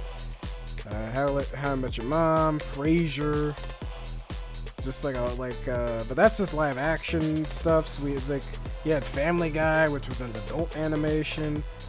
Simpsons was still hitting us with those seasons before they get into the seasons where people dislike them. It's like it just was that era of like all these different things. Plus, animation had like a slew of different styles that you just don't see too much now. I mean, don't get me wrong, we have way more different animations, and honestly, me saying that is purely based on ignorance of me not looking into it as often. Again, just from the broad strokes things that are popular, I'm judging. But the actual things that people like vary and are very strong. In fact, I dare say there's way more adult animations now, more than when I was a kid. If not cartoons and things like that.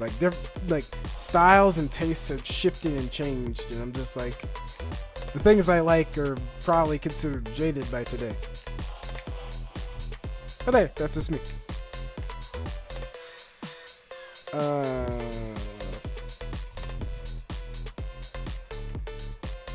I'll shift it to the next question.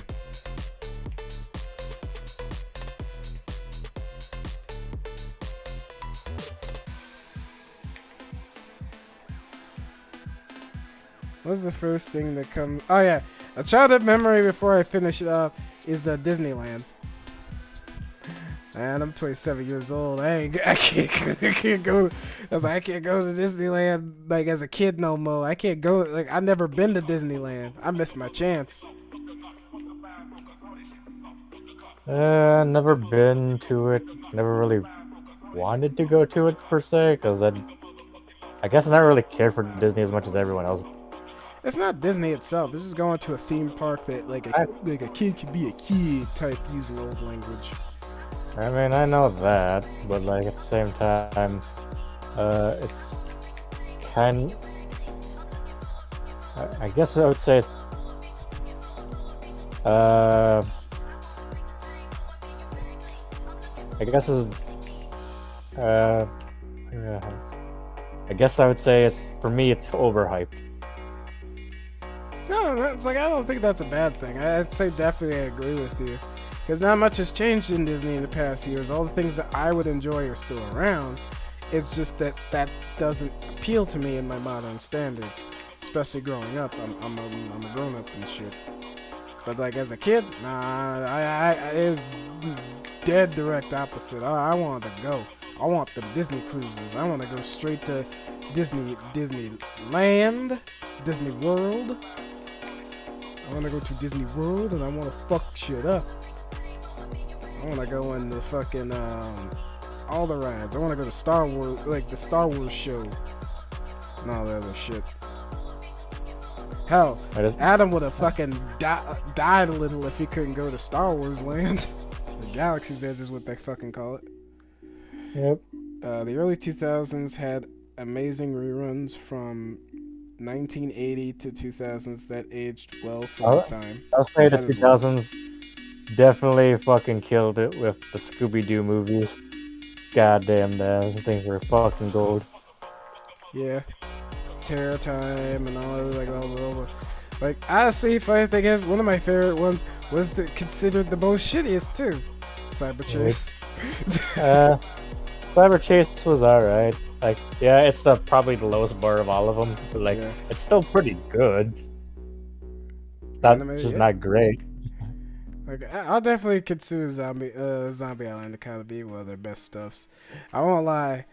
Nothing gives me more of that late night orange sky vibes or a Hallows Eve than the one about the witch.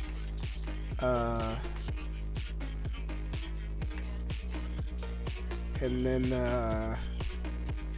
Here, I need a sniper rifle. Let's see. And to be fair, it's like I think another childhood memory is like the Spy Kids. We had a real deep fixation on spies back in the early 2000s, late 90s, yeah, we got 2000s. fucking 007. We got Johnny English. We got Spy Kids. Codename Kids Next Door. Had the claymation guy. Technically, even though she wasn't a spy, but she acted like one. That what was it? Was it up one of the fucking puppet ones? I cannot get the name of off the top of my head.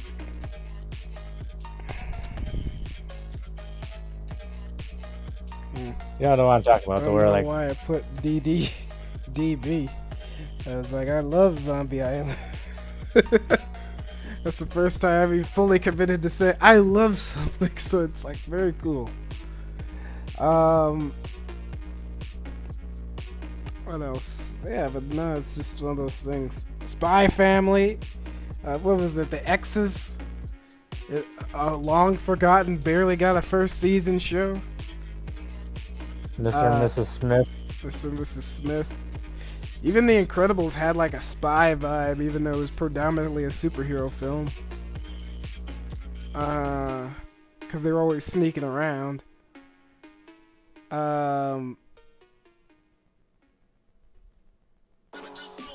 Jason Bourne. The Mission Impossible reboots were practically reborn throughout those eras, man.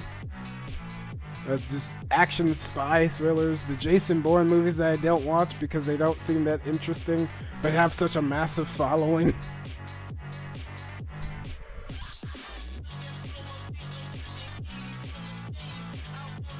Yeah.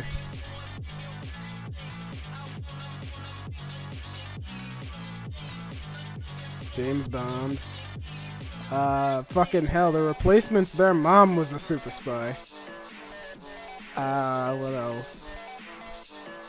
Some of the best episodes on TV were when people pretended to be spies, like in Fairly Odd Parents and stuff like that. Maybe it was just the idea of sneaking around and doing shit was like the intrigue back then. Maybe. John Wick. That's very true. Capping out the 2000s was John Wick.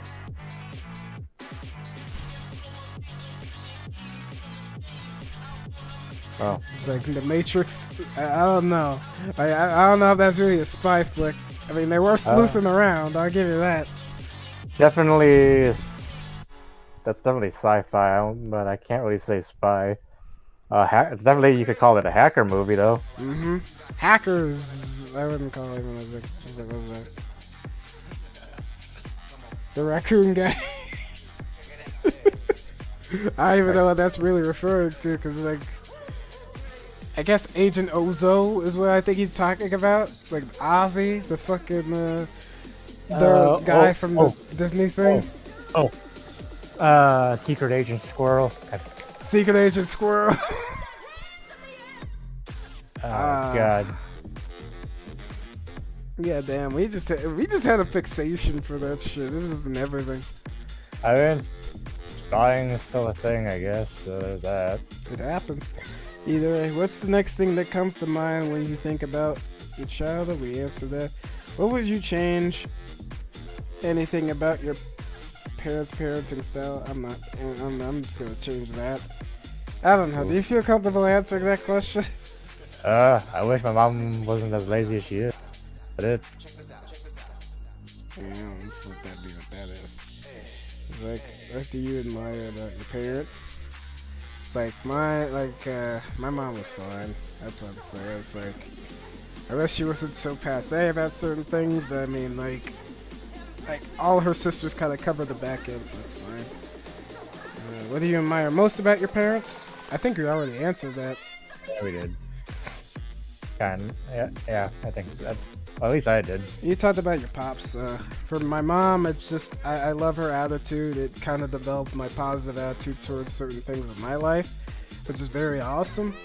Cause I don't know, I love the fact that I'm a bit positive about things. Cause I don't know, dour attitudes it's a very harsh vibe, and it's really good because I also have a resting bitch face. So you know. It's very good to like not have the attitude of a person with resting bitch face. They're all about what the extinct alien race. What? What are we talking about now? He's going with more stuff on there. He's got more stuff. I wish they bought Bitcoin and saved it. I really wonder what he's talking about. The robot with the extinct alien race. I really don't know what you're referring to, Pepe. Either way,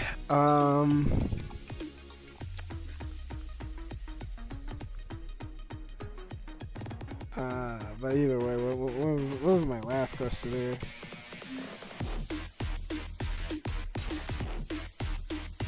But yeah, it's like I said the thing about my mom. Would you change anything about your childhood? Would I change anything about my childhood? Yeah.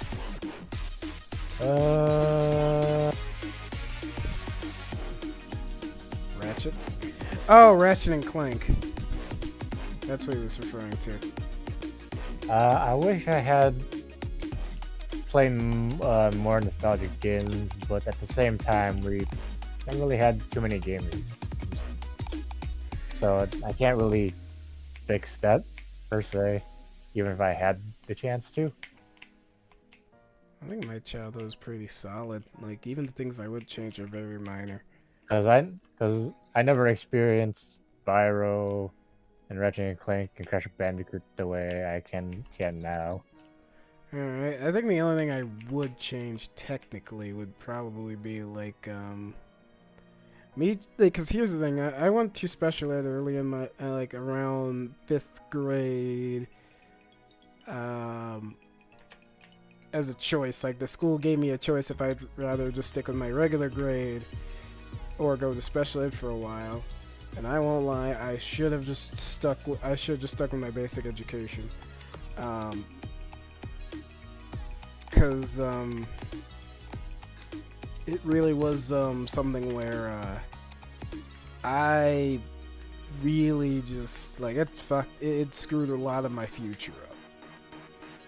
I mean, don't get me wrong, I learned a lot. You know, socially, like a lot of things about business and a lot of things like that. Like, I learned a lot of things I wouldn't have learned otherwise. I got to double check what I knew. But I'm gonna be honest, it's like the reason I didn't go initially, because my grandfather passed away. That's the thing that screwed with my grades. I was mourning, I was grieving, so I couldn't focus. It was the first real family member that like I had direct ties to that passed away in my life. Again, it's like, god dang, it's like going back to my grandfather every fucking time. But yeah, he's like my first real death that I've ever really like felt and didn't know how to handle it. And that really fucked with my grades. And it was one of those things where, like, I didn't understand it because I was a kid. And yeah, I just kind of let a lot of things go bad in my life without knowing. Thinking, yeah, I'll just go to this for a while and then bounce back to my regular grades. Mm-mm-mm. I That's kind of not the had way this. that works. I kind of had a similar feeling when I was that I had to move. Hmm. And because of that, my grades dropped because like, oh, I'm gonna miss everyone gonna be here. But we didn't move until like a whole year or two afterwards. So my grades essentially dropped for no reason. I was like, well, fuck. Yeah, you had like a, what was this face's big move? Something's big move. I'm trying to remember the character's name. I don't remember. Something's big move. All I know is like, I essentially kind of, it's like it's not because I didn't want to do any of the homework or any of that stuff. You It's started more when it like mattered. no, I was depressed about losing my friends and stuff. But I like, felt that. so there was like the whole fucking that going on, and the fact that I was gonna say like, all right, we're gonna be gone, and, like goodbyes and all that, but it was extremely delayed, and because like how I say, poorly planned and poorly announced is the best way I could say.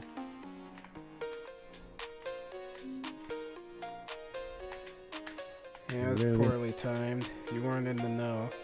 And you were afraid of losing all your friends and people you got to know. I feel that pain. I always had that. Like, my mom always dropped that little psych. Like, not psych, but like that idea of like moving to a house. And it's like, oh, I'll leave all these people and things like that. It's like moving was such an interesting but foreign idea to me. Like, where would we go? At this point, it's almost commonplace in my household because we moved several times already just by moving here. Different apartments, different buildings, relatives' houses.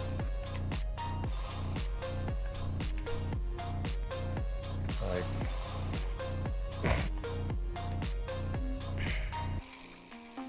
Pepe says, I would have the economy not to collapse so I could enjoy it in my adulthood. Yeah, it's like, I mean, you're not wrong, but damn.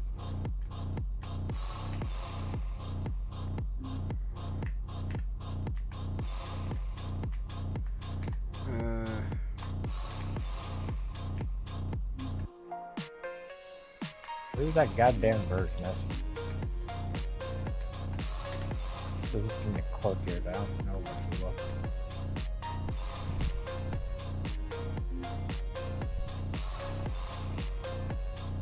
Would you change anything about your change? Yeah, we asked that. What advice would you give to your younger self? Don't go to special ed.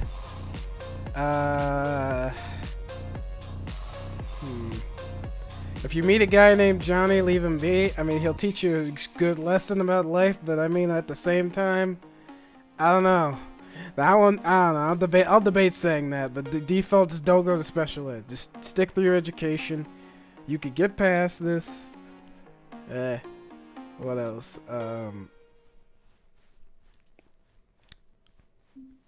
Save your money. Like that time I got like $200 for like my birthday and they spent it all on video games. Only spend half. Keep the rest for yourself. Don't spend it on junk. That's a funny one. Advice I'll give my past self.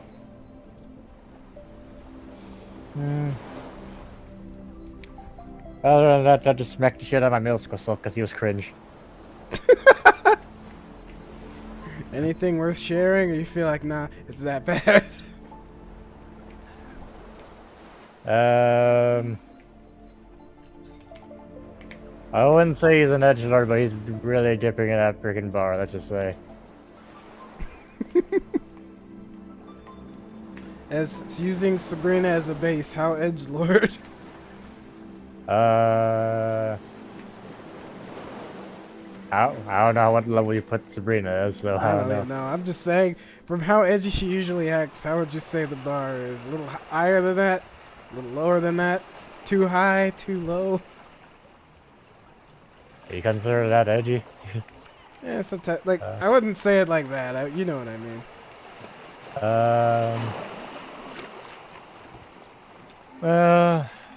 Definitely with the long bangs, and the freaking hoodies all day kind of fucking thing. That's for sure. And if you look at my first Facebook photo, you could freaking see it. It's like, and then also I discovered fucking photo negatives. There's also that, and used that a lot back then. So. How many Marcos? This is what Pepe said. I don't know. This guy immediately.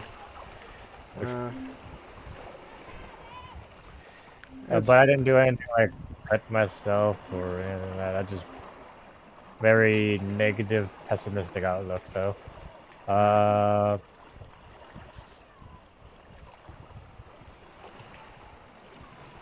It's like very passe. And that's alright. If anything else, like, yeah, nah. I'd say every cringe moment my person had outside of, like, the following.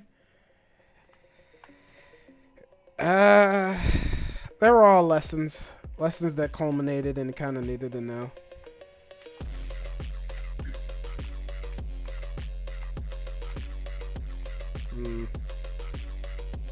Invest in computing? This is like, I don't know. It's like, Pepe puts that, buy Bitcoin, being serious, and the USGP is, GDP is, falling apart. That's the reason why you have freaking, what do you call those, crypto bros in your group. Yeah, no, he doesn't actually believe in cryptocurrency, but, like, to be fair, though, it was, like, as much, do not pick up crypto now, or probably ever, to be fair, but back when in its heyday, people were walking out with a good amount of money, and the people that pulled out very early on and got, like, a good 1 mil out of it, they had a good chunk of change under their belt, so, you know what, I can't even hate that fact, but, I mean, I do know, in hell, I'm just saying, it's like, that did happen, but I will say that, for all in case of point, don't do it, because it'll ruin your life more often than not. Does make me wonder. But in any other case, yeah, it's like, where is that nest?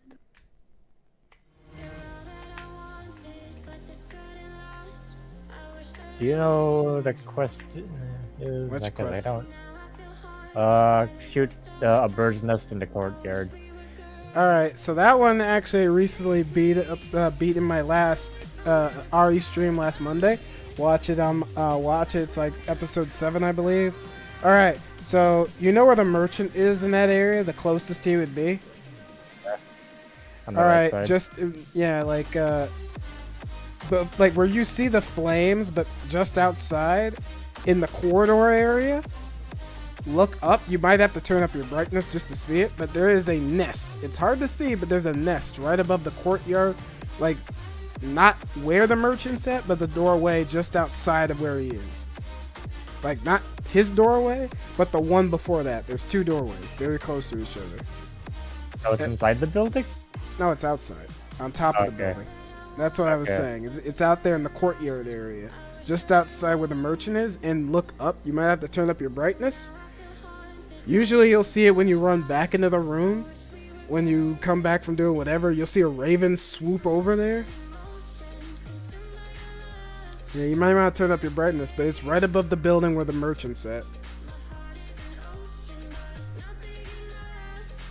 Either way, armor is needed for that weapons upgrade. Bitcoin was $50. It's 27,500 now.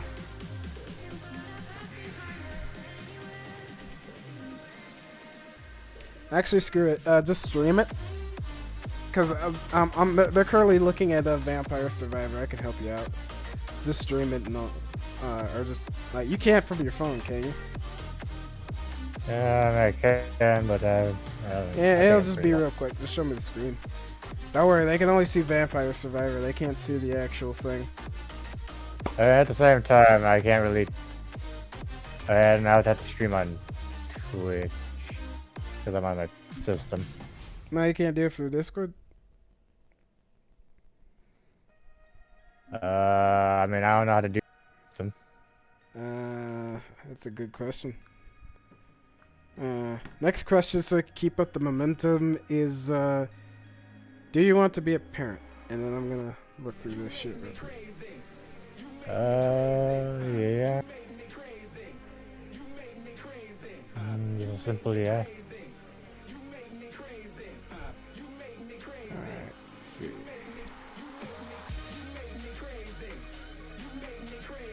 So yeah, how you do it is first things first, and we're gonna look at all this stuff first.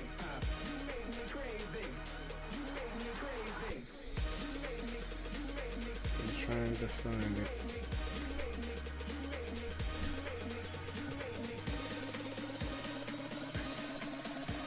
How do I do this?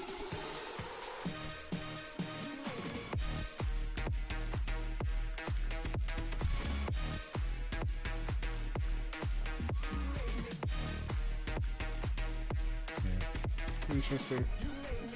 But yeah, just like yeah, streaming through this is really weird. Pepe says also used a rice cooker for the first time and burnt the rice. God damn it, Pepe. that hurt you emotionally. Regardless, but yeah, same rules apply. You might have to turn up the brightness, but it's just above the housing area where the merchant is, but not the court, not in the room or above the room, but just outside that whole area, but just before you enter the courtroom. Above, yeah, like right before you enter the archway to the maze area, just above where the merchant is. You might have to turn up your brightness to see it, but that's the best way I can describe it. And this is the only fucking merchant quest that's taking me forever so far. Yeah, it's extremely easy. It's just one of those things where it's like when you find it, you're mad. So on the right side of the archway. Yeah. Is it near any of the window things or? No, it's just right above where the doorway where the merchant would be. Just look up slightly.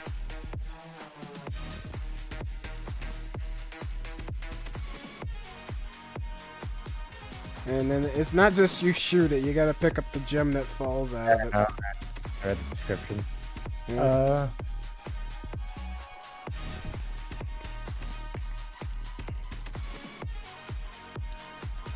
It's he also says it's the Thai rice with the elephant on it, so I should be fine.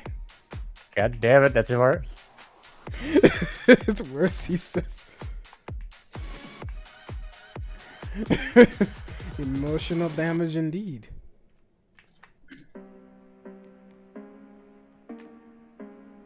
Either way.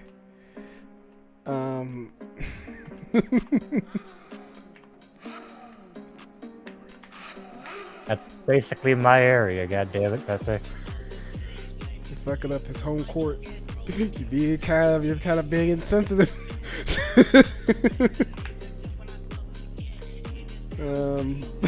But in any other case.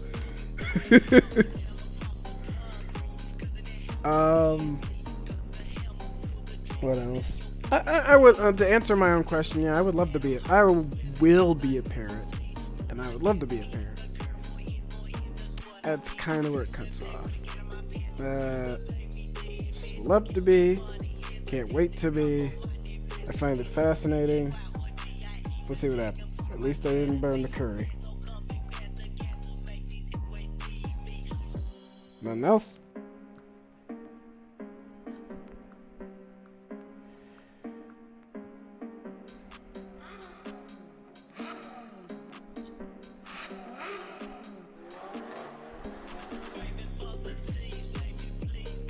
And there, I said my 2 cents on that.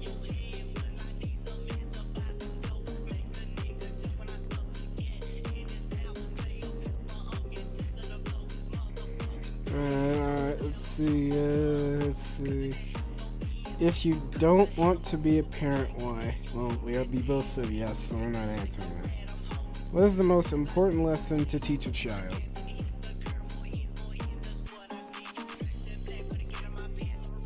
Well, Pepe says nope.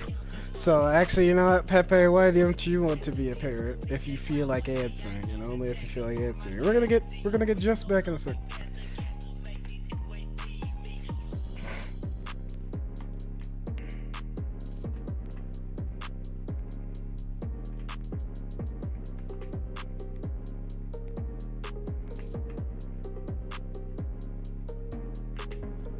Oh, wait a minute. There's 2 sides to the merchants. Which side are we talking about? Like, The one that enters the Grand Hall or the one that goes to the wine cellar? the one that goes to the wine cellar. Oh, I'm looking at the wrong area. Goddamn.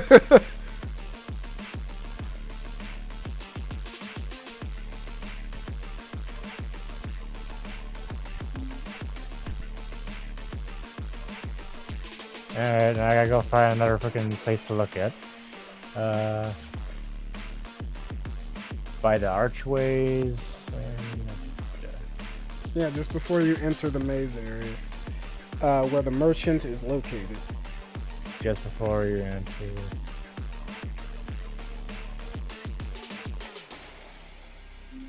So I gotta face north. Yeah, just above where, just look up where it is. Not directly up, just slightly up. Down the way.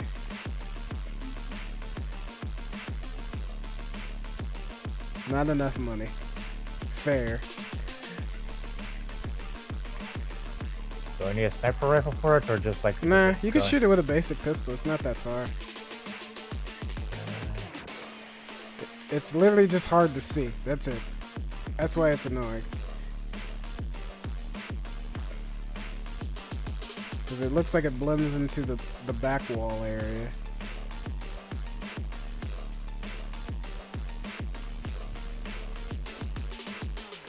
That's a column. Let's see. Yeah, like I said, you might want to enhance your brightness so you could see it. I did. So I'm facing the steps, right? No, you have to be like a little bit out. Like out of that area. Because it's outside, on top of that area. You see what I mean? I mean, no, but alright. Well, Yeah, stand near where like the archway, just before you enter the maze, but still inside of like the merchant area.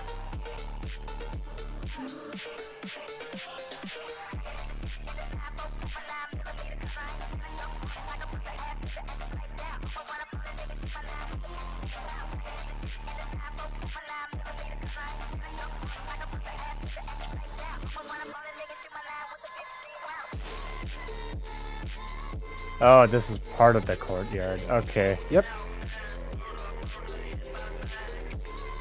Yeah, I've been looking at the entire garden the entire time. Alright, you're figuring it out. I want to see if I can inlay it. Alright.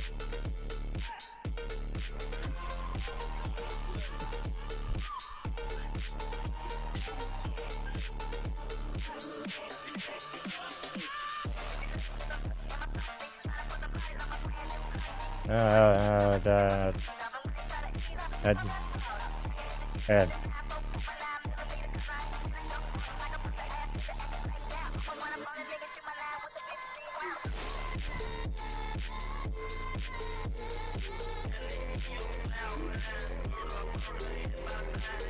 Okay, now I can go to that new area. Did you complete the quest? Yeah. Yay! I helped them out. Like literally, I was looking only in the garden area. That was the issue. It shocked me so hard I died. You know, I did not realize literally right next to the merchant was what you were talking about. it's alright. You got it in the end, so it's all good. Let's see, what else? Fuck it. Let's see, next question. Oh yeah, no, it's the same question. To be fair, it's like, what's the most important lesson you teach to a child? Most important to teach a child. It's like, I think what Pepe was trying to say was fight back. Which honestly, that's fair. I mean, I kind of get that. In today's society, the biggest fear is like no backbone, and I'd say in that makes sense. Though I do have kids that do try to do everything in that regard, so I'd say I'd also emphasize that. Yes. It's like I guess the most important thing is don't afraid to be wrong. Don't be afraid to be wrong. Just always try to learn from your mistakes. And actually learn. And you only truly know that you learn from your mistakes is when you stop doing them. I'd say Family. Nope. I do not have enough money to afford a family. only the streaming career can give them some money. Anyways, joking aside, I guess knowing when to act and when not to act.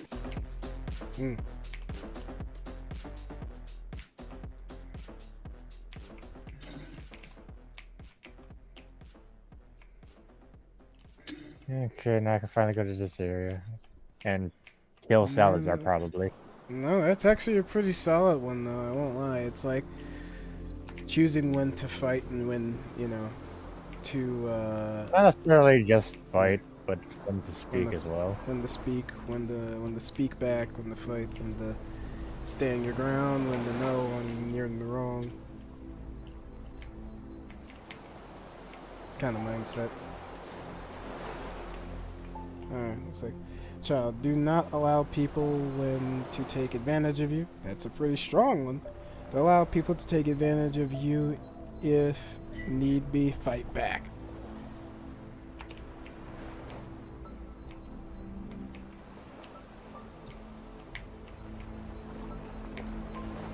I have a feeling I'm gonna... Which only it reminds me of that one guy I met outside that convention thing, but it's like I beat my kids. Fuck. I know when you end up in the ICU, your kid's gonna pull the plug.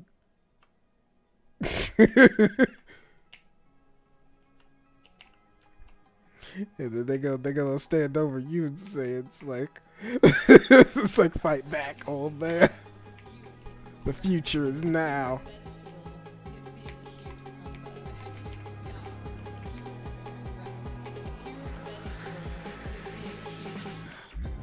Oh. Forgot about this. Did I miss any of those clockwork things? Got 11. Oh, I'm at the area where it's at. Okay. Ooh, I fucked myself on that one. The clockwork stuff? No. Just the thing I'm doing now.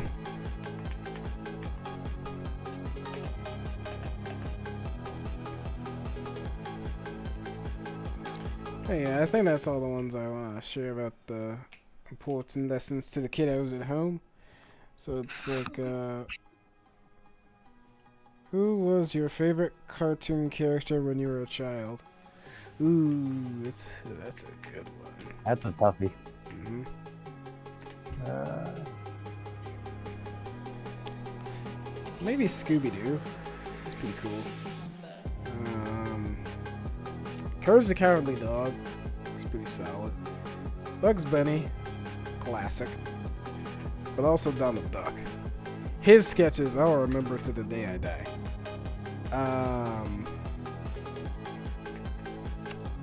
What else? Who else?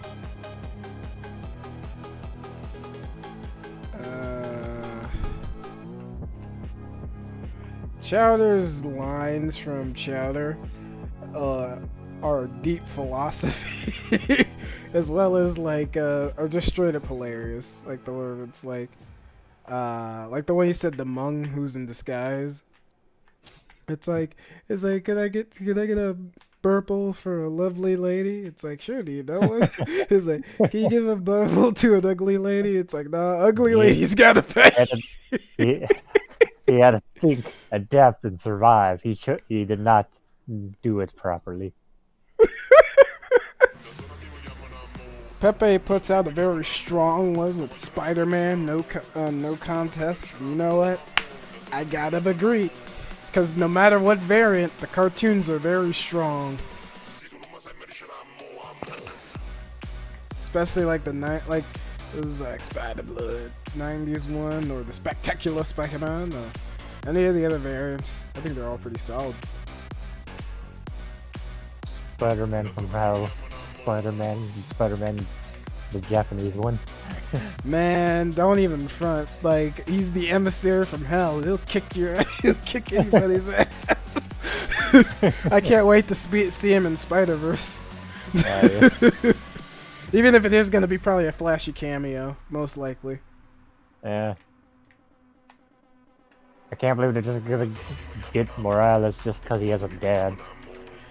I mean, it looks like that, but I feel like this trailer is deceiving us. I feel like there's more to what's going on. But I do feel like the universe is in peril, and it's due to Miles Morales. That's all we know. And it seems like the conflict is that, oh yeah, your parent didn't die. So you gotta, yeah, all we hear is like, you gotta sacrifice him, Miles. Otherwise, like, everyone's universe is gonna fucking explode. I mean, it sounds like it. They could be talking about that polka dot dude, but I don't really care about him. Like, most realistically, if they're talking about actual Spider-Verse, possible spoilers, I'm not gonna lie, it really was because of Polka Dot Guy. So, I don't know. We'll see. Like I said, the fact that it's a two-parter really shows they're only showing half of what's really going on. I can only hope that like this part one doesn't fuck with everybody too hard, you know? yeah. Because I know they're gonna hold out some information so they can make number 2 stronger. And that could fuck with people. Well, better side. The worst one was Ultimate, and that happened when I was an adult. Damn. He's talking about the cartoon. Oh, I'm supposed to go there. Air are a reason why you are saving your money. So I can get the auto revive thing.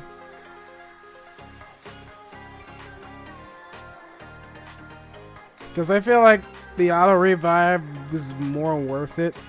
I mean, I could spend on upgrades to make myself stronger, but I feel like I can only get so much money. But I might expend some for the upgrades. I'm trying to save up as much as I can because I get a good chunk of them every time.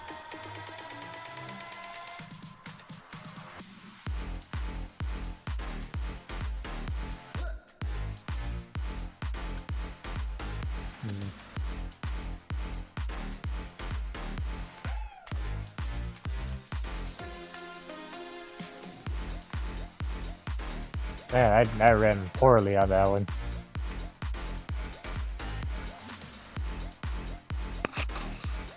Auto revive is 1 use period? Like, I know it's like revive once per round, but you saying that just like period is just one use? That sucks. That sucks ass. But that's how Oh that no, works. I never played that game. It's fun. It's a good time waster. And also, it's easier to stream with and ask and think about questions because you only have to think about your movement patterns because everything auto shoots for you. Come on, shielding the fuck. Oh, there we go. Man, you guys are weak when you have no shields.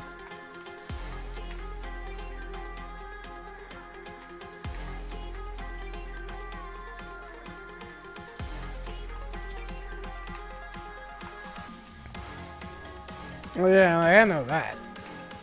I know it's one use per round. I just feel like it's worth it, you know? Oh. I have a lot of neat knives right now.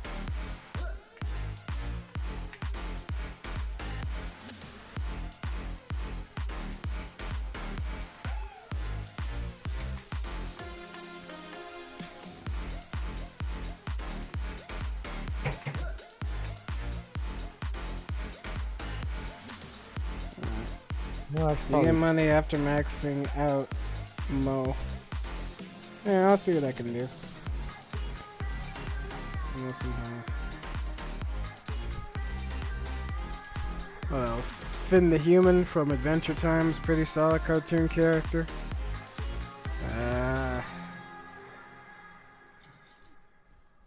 SpongeBob. I mean, he's silly, but I like him. Patrick Star can't go wrong. They're the dynamic duo. What's the best thing that has happened to you when you were a child? Is a question. Didn't we think we had this already? Oh, That's the best thing that's ever happened to you as a child. And if you want, I could just like literally just skip it. I feel like we did this though. Yeah, to an extent.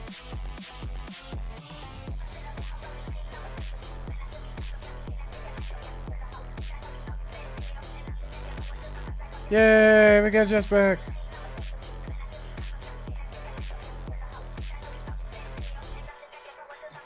Yep.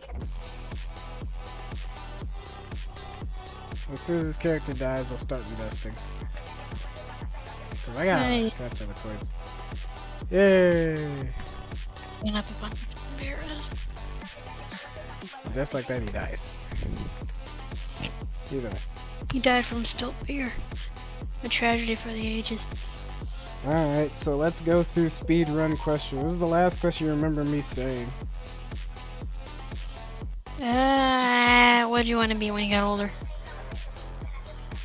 Alright, alright. What's the first thing that comes to mind when it comes to your childhood? I think I answered that.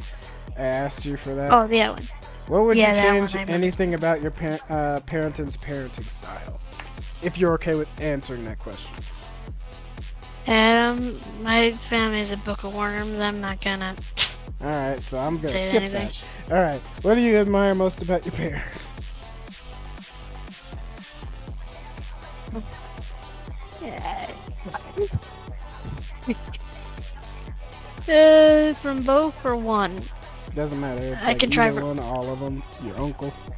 I get parents of all shapes and sizes. Fuck it, I'll do a rise both. My mom's ability to admit that she's wrong. I've learned a lot of parents from people can't admit that to their kids. She actually did that, which is surprising. Hmm. Don't give in to hate. That leads to the dark side. For my dad, his ability to look through everything and just cut through everything and stand up for what he needs to stand up for. It's, if I probably have better words for that. Standing strong in the face of everything. He's a good man. Nice. Alright. Next question. Would you change anything about your childhood? I'm gonna skip that. Alright. Is that bad? No, there's a clusterfuck of things. A mild one. Got my cat sooner, I don't know.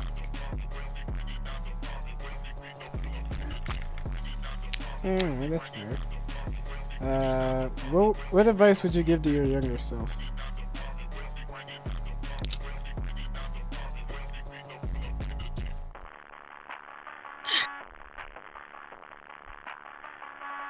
To fully embrace the advice that we got when we were younger, which was, not everyone in this world is gonna like you, and that's okay, and you're not gonna like everyone in this world, and that's okay. That's simply how the world is. Don't force yourself to be something you're not.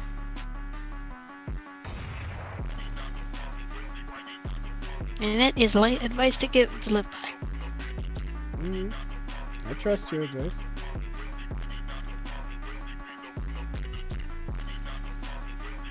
And add to some modern euphemisms, if you don't like somebody, it's not fucking gearing up to send the moral police alarm. You just simply don't like somebody. If anything else, oh damn, that's powerful. Wow, I didn't know you could just destroy that early. Nice. Oh, you're seeing this? No, I'm talking about Salazar's statue. Oh, that was like you react. That was very well timed. But in any other case, that's fantastic advice you give to a child. It's like me and Soul and Pepe gave out some pretty solid advice. All right, next speedrun question: do you want to be a parent? You know my insecurities. I'll just sum it up and say no.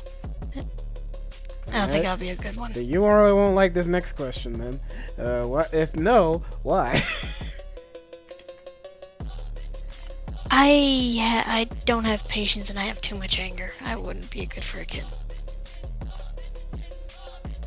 Okay, I trust your advice. I won't push it, but I will say from personally knowing you, I think he'd be a fantastic mom. But that's just me. That's just me. I know you know that you're self-loving better than most people know. But going back to going speed running through questions so I can keep it pushing. What is the most important lesson to teach a child? I think I asked this question. No, I asked this question, but I don't think they answered me. But yeah, what's the most important to teach a child? I think it loops back to the advice I gave earlier, and another thing is, especially nowadays, of a kid growing up now, with all the shit that's going on in media, not everything's terrible in your life, in some other's life, but remember there's always gonna be like a small little bright spot in the corner. It's always easy to hold on to the negative things, but remember to always hold on to the positive. Hey, you have to at least accept the fact that you'd be a kick-ass aunt. Oh, I'm pretty sure I would. I have to be if my brother. And if my brother ends up making me an aunt, I gotta make sure this kid doesn't like. I don't know if the boot fits. Grow up like an animal. He might start revealing some things to you. I don't know. The Marines turned me out. The Marines turned me out. You could still fucking adopt that one. Though I heard that they fucking government. He hit him. He hit me. Oh god, it's like, who was your favorite cartoon character as a child? We're gonna change it to a light one. You know what? Instead of the classics, I'll just say Oswald the Octopus. I love that fucker when I was little. Yeah. Bob the Builder is also a good one. Little Bill.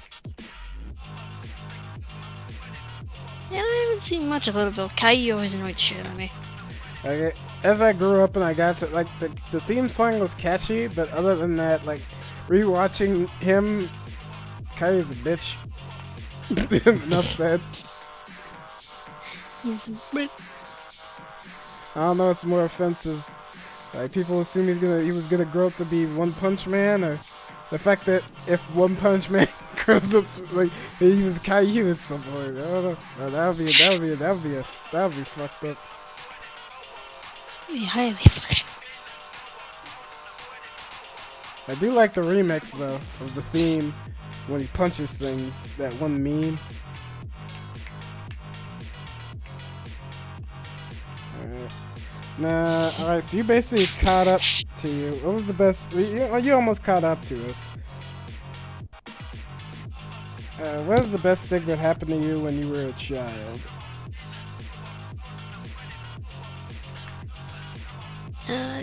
Getting my stepmom. Yeah. I don't think I'll be half the one I am today without her. Yeah. And tidbit for everyone watching: step parents are real parents. Go fuck yourselves. You don't think so? You hear that out there? Step parents are real parents. Remember that. To be fair, it's like you don't have to be biologically connected to the child to be a parent. I'd say, if anything else, my personal philosophy that you've heard me say at least once is that it takes a village to raise a child. So even if you have immediate parents, they're doing a good base, if not giving you a good precedence of how you should be. At least give the DNA. Yeah, they goddamn, they give you base parents of like mother, father, or, parental guardians are the base for what you know about. But once you get out into the world, your friends, your teachers, your rabbi, your priest, your gas station attendant, all those people within that space affect you in some way that changes your character. That's why some people don't take up as many traits from the parents, is because it's a collective thing. If it was just your parents and no one else, and you've met a person, you'd be pretty much the exact combination of both your parents. Your parental guardians. Weapon upgrade on the weapon. Getting $100 as a child is needed. Jessie is a wine aunt with Jess is a wine aunt with a roommate she has.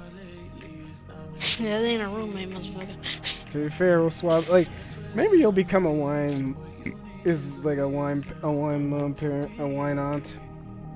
I'm a vodka aunt more than anything. I know, but that's right now. Who knows what happens in the years? You switch to some lighter stuff. No, I am probably getting harder shit. I'm probably fucking drinking absinthe. Don't tempt fate.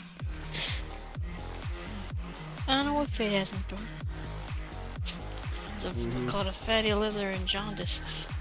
That's why I said, let your liver explode. Alright. What else? Alright, so we're basically fully caught up at this point. When you were a child, what was your favorite subject in school? I think I said this history. Yeah, we said this. You already said that?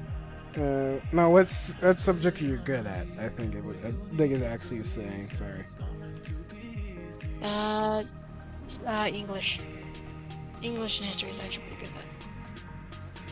I got into some, fucking contests when I was younger for my writing. History, art,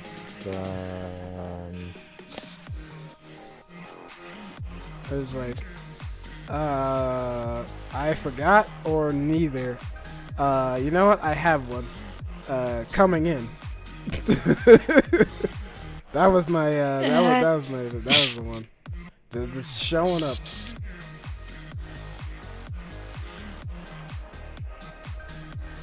Are you playing nurse for someone I don't know about, Adam? And this is a you visit. I already told you about the racist math teacher. Fair. And to be fair, you did beat up a nurse. Nah, I didn't beat. Yeah, I did. It's okay. I probably beat up a nurse too in the past life. I was like, what's the most memorable experience you had at school? The Code Blue event at my high school where they found a bullet. And I basically got 3 lunchroom hours, and we just stayed in the lunchroom and played Yu-Gi-Oh all day, not even worried about the shooter necessarily. Heck, I even got some extra rest because I was just tired all day.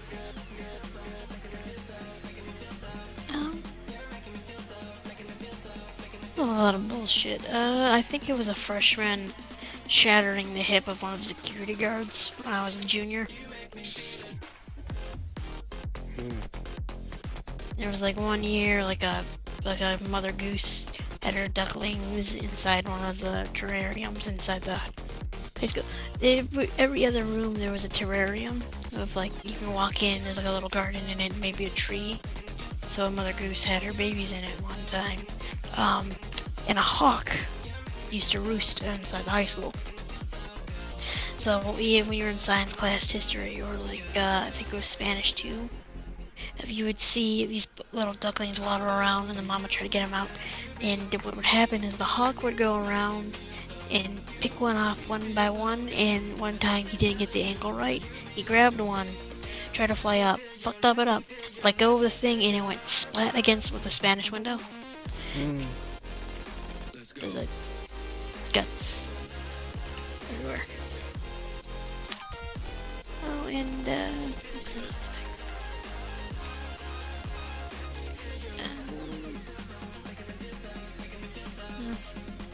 A gun going off inside a locker.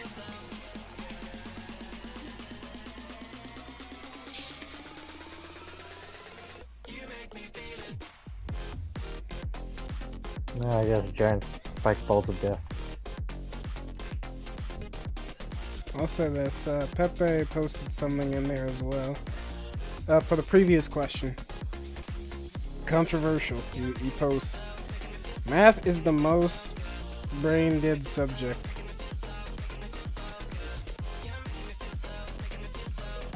I would say it's the least engaging subject. I'll say brain killing. Well, I don't know about brain dead. I'd say, if I had to put a D&D equivalent of what is magic in this world, I'd say understanding math. Like, at least for wizards. Like, if you want to be a wizard, you're probably a math whiz. That's why there's not so many of you around.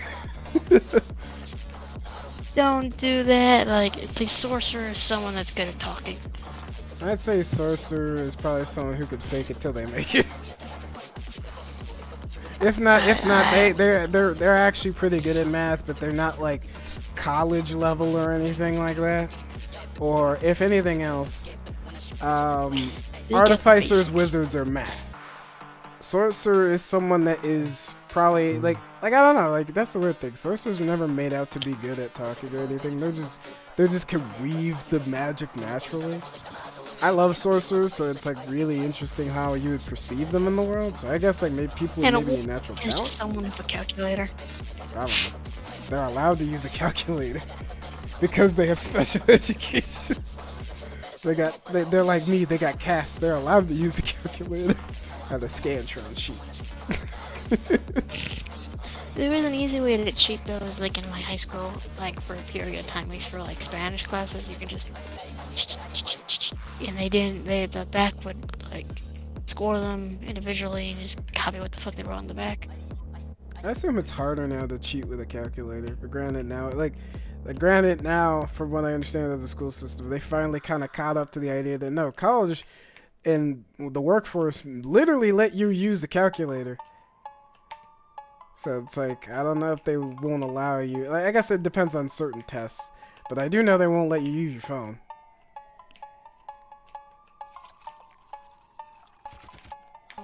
Which is kind of fucked up because in the workforce they just let you do that instead.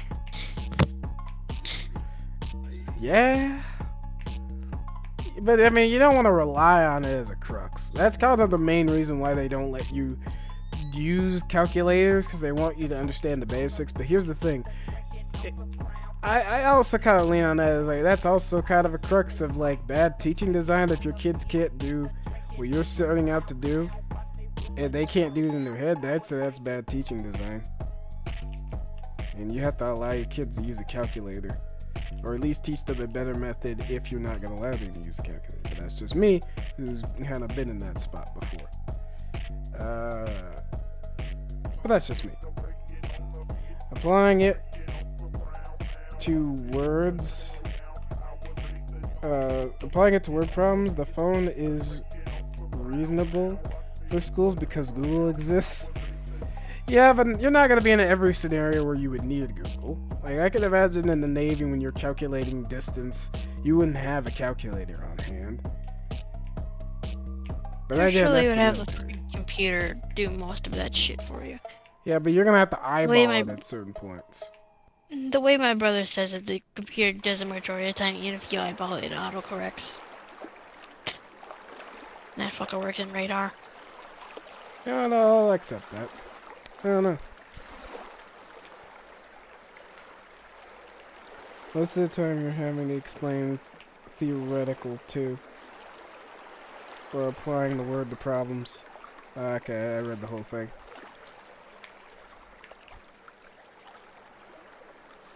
I like how the music that I have play occasionally switches to ASMR of like water and shit.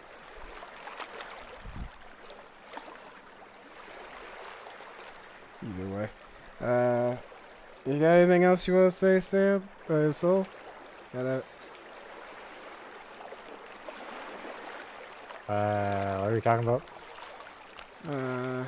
Honestly, I kind of forgot the full question, but I think it was like, the first question had to lean more on the idea of, I'm fucking tired. I'm tired. Beep, beep, What I beep. wanted to explain is relative to the work you're doing and what they're trying to explain. The main issue is in school, the math problems aren't hard because you're usually not having to explain the theoretical or applying. They give you like a word problem to more accurately test your knowledge on the subject. So that's why Calculus 2 usually kicks people in the dick. Because a lot of it isn't you solving the problem, it's a lot of you putting the correct theoretical knowledge into it. Like, a big second section of that is just fine theoretical, and what pisses me off to this day is that there's some form of integral that's just another form of cost and all that shit. So usually it's just figure out what segment it's supposed to be, but you have to name the correct. You need to name it correctly. If you don't, you end up losing all. You end up failing the problem regardless. That's why I'm saying math is pretty much brain dead up until you go to college, because you don't have to know the theoretical. It'll be like every time you solve a math problem, can you name the method that you use to solve it, and that becomes much more of a hassle. That's really my stance on it, because like high school, it wasn't shit because they took out two of the hardest things they should make you learn right away. That's matrices and imaginary numbers, at least in my high school. So that removes like a big chunk of that. And also for calculators, all I have to say is one. It doesn't matter because every rich kid I've seen, they just fucking put that shit into their calculators. It doesn't matter for them. Yeah, like That's why programs it's and good. stuff. Yeah, like where the fuck are they gonna give a shit? It's not banned. The things that it says on the fucking exam is that you only can use certain TI calculators. It never bans you from you having those programs. So what most fucking rich schools do is like, oh, here's the fucking calculator in the program that you're supposed to use. Good day. It's just fucking retarded to do anything else. You ever tell you how common it is to use calculators in math? Hmm? When I went to compete in like math for high school, every other team was familiar with their programs and had programs set up to solve the problems, and we had to do it from our mind, and we almost beat some of the schools that year. And that was like, we were only off by like 5 points.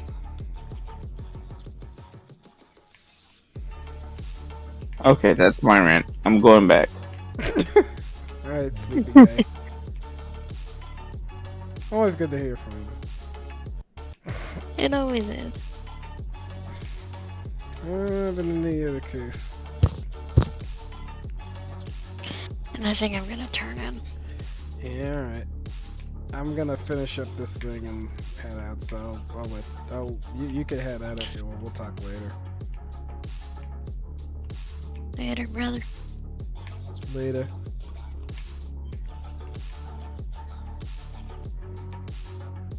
Anything you want to tack on? Because ask if you're gonna answer more questions later. Nah, I'm good. Alright. What's your favorite class in D&D?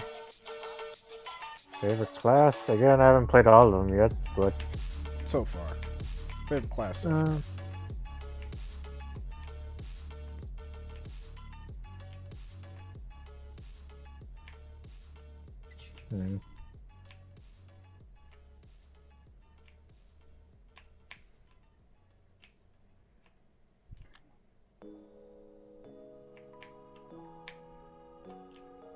I think mine is a 3-way toss-up. Sorcerer, because it's just the most fun casting class in D&D, period. I've had the most amount of fun playing a caster when it's a sorcerer. Same thing with Barbarian, it's probably the most fun martial class I've had in a while. I mean, Fighter's up there, but I mean, Barbarian, I played at least 3 times almost in a row, and to confirm my thought on it, honestly, it's pretty solid. Plus, there's a lot of character building you can do with that. Let's see, sorcerer, monk, Cleric, and maybe. cleric. Cleric is fun depending on who's the DM and how things go. As long as you're not forced into a healing role.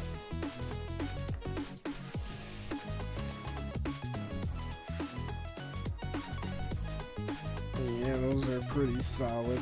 Pepe posts fighter, but needs buffs. And Yep. I agree. I feel like two controversial thoughts. I thought about making this to an actual YouTube video about talking about like hot takes and things like that, or just like change my mind posts. But I feel like one of them that fits Pepe's is I feel like maneuver abilities for fighter should at some point you should just be able to commit to it without the maneuver costing, like it's a one-time use. Because I feel like the more martial abilities you should just not have to worry about that or have more uses of the maneuvers. Because the maneuvers don't get to do a lot, so I feel like if anything else, like you should be able to just commit to them. Because they're just your maneuvers. But yeah, that's another one. That and even though I will never really change it in the base game, I feel like what's that one? That's like you kill creatures with psychic damage as a cantrip. Vicious Mockery? Yeah, Vicious Mockery should be a bonus action. I know the reasons why, but I'm just saying it's like it's speech. For me, since most bards have that, I say it should be like a leveling up kind of spell that goes with the character. I think you still do level up with the Vicious Mockery, don't you? No, you don't. Not vanilla. Alright, doubling down. It's like, give Vicious Mockery its time in the sun. You know players like using that shit.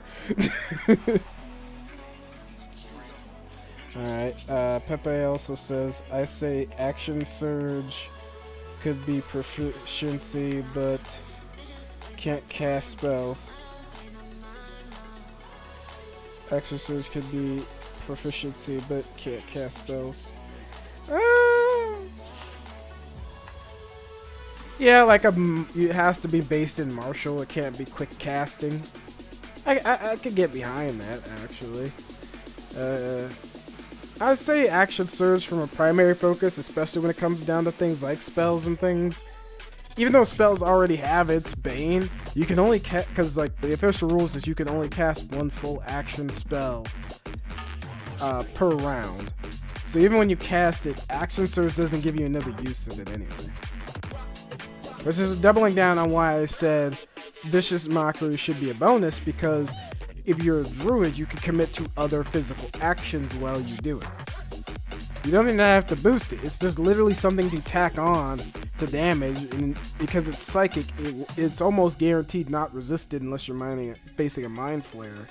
And there is no immunities really to psychic damage, unless you're taking from the D&D wiki. Oh, here comes Pepe. Because he popped back online.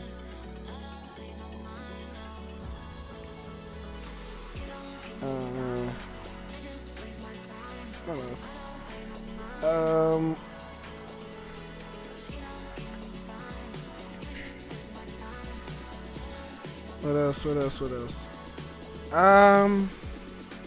Yeah, my three controversial things is, my three classes that I pick are Sorcerer, Barbarian, and Cleric, for right now. I need to play Cleric a bit more with the other archetypes. Also, Cleric is like, people will deny it, but I literally did the math for this. Cleric has the highest amount of archetypes. But it's not like, it's like probably the middle barrier being played, and most people play Life Cleric for obvious reasons.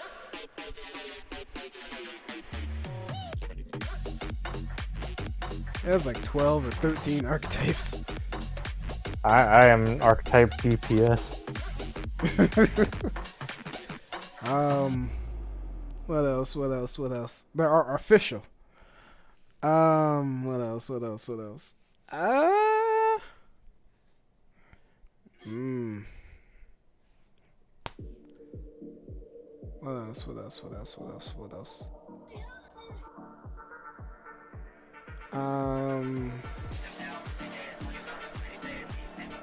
I think that I haven't played Druid, so I have no opinion of them. I do feel like, just like Wizard, Druid and Wizard and Artificer are the top three classes where you kind of need to be very much talking with your GM on how you should go about actions and how you should build your character versus the other classes I mentioned, because you definitely have to go into deep discussion on what is ethical to do in certain situations and what you can and cannot do. Because a lot of their abilities are hearsay, she says kind of thing. Especially when it comes to building certain things that are permanent. Because I have played games where people have played Artificer and they just kind of got away with some stuff by just saying, hey, I do this, without making any rules for it. Wow, it really changed the Salazar fight. The Carpenter goes to a Druid and calls him a tree hugger. The Druid says, okay, but at least I get some as a nymph comes out. Yeah, that's kind of what I mean. It's like Druid and Wizard and Artificer, at least those top three classes where you need to talk to your GM to get an okay before you start doing shit. Because a lot of theirs is more imaginary and hypothetical. Even when there's hard rules applied, they still leave you a little bit of room to start doing whatever you want. But again, I haven't played those. I only played Wizard fully, and Wizard is a lot of paperwork, and I can kind of see why that side leaves a lot of players not wanting to play it. But I do think Wizard high level is very powerful, and Wizard low level isn't bad. It's just that committing to it is the reason you don't see a lot of Wizards at the table is because they're very squishy and have to rely on a lot of detail, both of which most players don't want to commit to with a more lax group of players. Unless you're like that, where you could just think of a rule and just be like, my Wizard cast the shit your pants!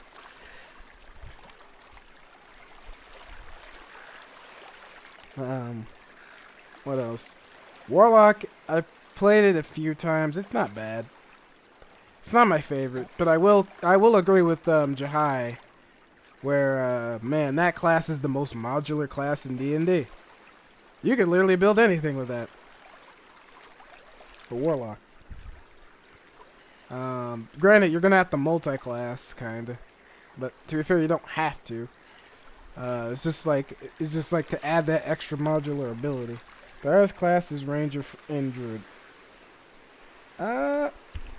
For me, it's like I think Fighter is cool. I like it. I just like I agree with you more and more. Where I just feel like there needs to be a little bit of something when it comes to Fighter.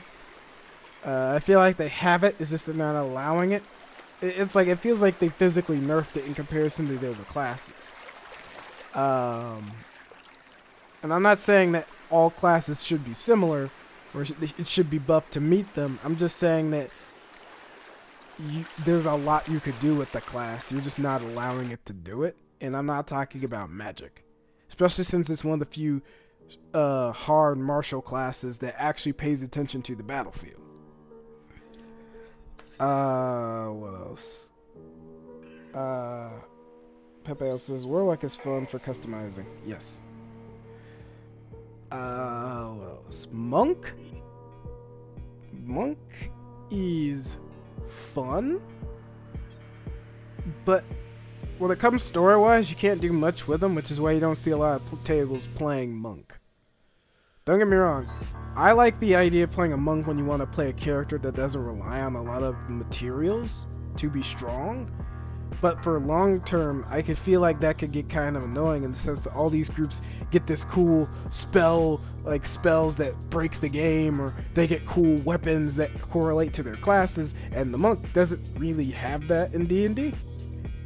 Especially since the whole build around the characters that you do a lot with very little.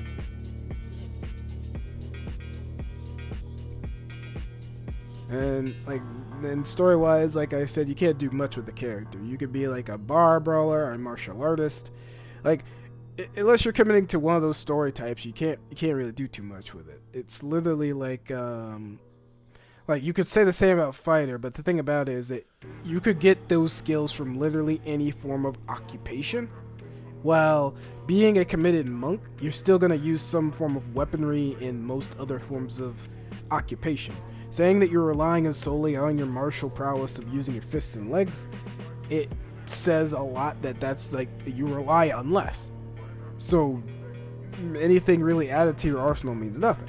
Granted, you could use short swords and things, but most people are usually going for things like axes and swords and spears and stuff like that. But again, that's just a whole other conversation. That, again, I'm not saying Monk is a bad class. I think it's really good. It's just you don't see a lot of them because of the reason that it's like a very minimalist class in that area. You don't need a lot to make it work. And that's not a bad thing. Just sort of an observation.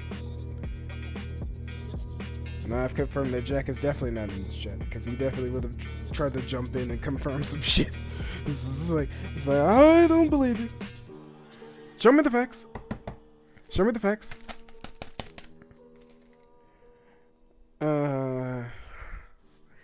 Paladin's cool, but you have to kind of structure out how you want this character to play at before level 1. Like, what is your oath based on? It doesn't have to be based on a deity, but it definitely has to be based on some form of merit. How do you maintain your oath? Heck, even Soul in our Sunday samurai campaigns, where I play a samurai who is of like the paladin order, because I feel like thinking about samurai, or at least that type that are not Ronin, I lean more towards they feel like paladins, so I picked that one. And in that sense, I still had to construct a character that, like, before I made whatever he was gonna function like. Which could be very exciting and interesting, but I feel like could very hamper down the party if you try to play it too goody-goody or too evil. Can either way put the party in some problems. It's not a morality issue, it's just a story issue. It's like, you gotta almost work with your GM in a sense to find out where your character's gonna be like. Which is why I kinda like how Soul ran his game, where he allowed me to pick 2 of my oaths, and those are 2 oaths are the only things he has to commit to. for his character. I actually would love that to be something more in the actual D&D, where you kind of have a list of oaths that fit under the particular order you're in, and you get to pick like 2 of them, and you have to only commit to the 2, because that's what your oath is based on. Because it allows more constructiveness. You will have a much more focus on it because you picked them. I just like that idea. But I still want to play Paladin some more. I technically chose one of the weakest ones by picking Crown. But what else? I haven't played Bard, really. I played it technically with you, Pepe. But, and I technically played, like, I dabbled in it a little bit, but I never committed hard to playing solely a Bard throughout a long period of a campaign. Yet. What else?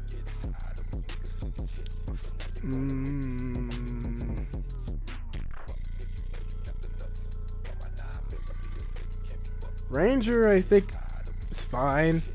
I feel like the real problem isn't, like, mechanically speaking, it definitely pales in comparison to all the other classes. Like, I told some of my players back in the day, even though I like Ranger, it's one of those things where it's like, if you want a better, like, if you just want something with less of a rules constraint, play a fighter who uses a bow. If you want to be Legolas or whatever the hell.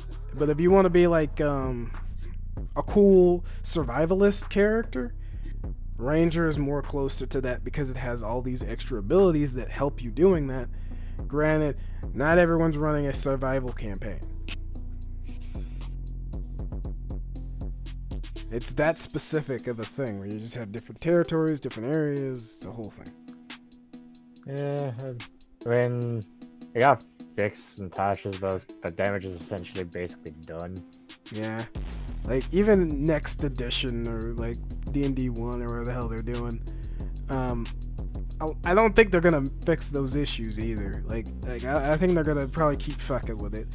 Which, again, I think the simplest idea you could give a Ranger, this is the class that interacts with the world the most, in the sense that it is a survivalist. It eats from the land, it communicates with nature in a way that only maybe druids could, if they wanted to, but druids just fully interact with it without talking to it. And that's kind of it. What else? Any more classes that I didn't like totally slander this entire time?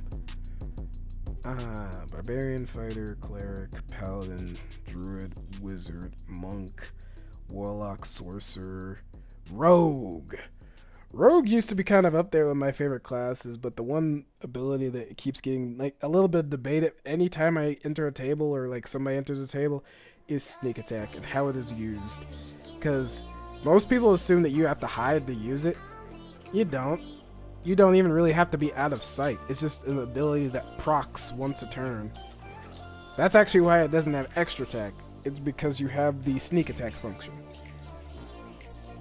And that's actually why you would want to pick it early, because you get that advantage. At least once. And that's a very solid advantage. Especially with all the damage behind it. You just hit them. And there are other classes that mess with it in different ways, so you don't have to use just attack.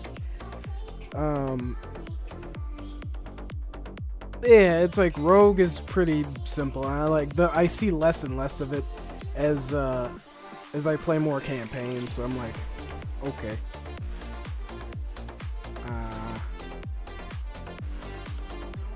But yeah, just the sneak attack functionality has always been a debate at the table, but I think rogues are cool.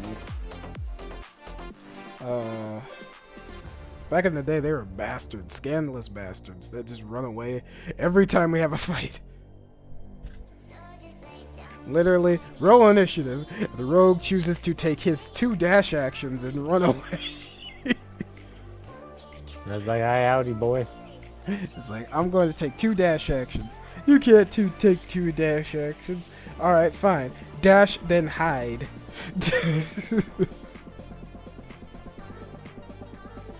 It's like, fucking hell. What else? Alright, Rogue, done. Artificer. Artificer's just like, I've grown to kind of have a good love of it, but at the same time, I feel like it could have been dealt a little bit better in certain areas. Literally, this is the second class with, like, Alchemist as its archetype. The first one was, like, Wizard, and it's not great. And I'm not saying it should be strong, it just has to bring something to the table that any other character doesn't have the ability to do.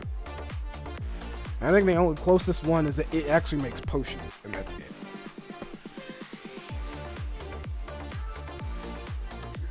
What else? What else? What else? Wizard's difficult. I already talked about that. Yeah, but other than talking down to people about how D&D works and all that, I think I've ran the stream for long enough. How long I ran it for? 3 hours? Yeah, I think that's solid enough. I'm gonna end it and catch you guys on Monday. Resi stream for the Resident Evil stream.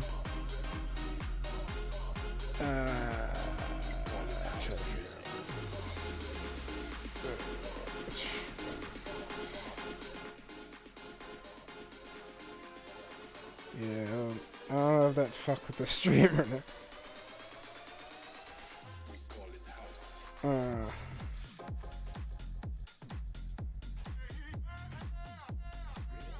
Yeah, cause 7 p.m. PT, I believe, is when we initially start streaming. Yeah, that definitely messed with the stream. Yeah, that's it's one of those things where 7 p.m. CPT or PT, Resident Evil 4 back and stronger than ever. Same thing with Thursday. I had a very slow week this week. I'm gonna bring it back in full force. See you guys next time. Maybe we'll have D&D. I don't know.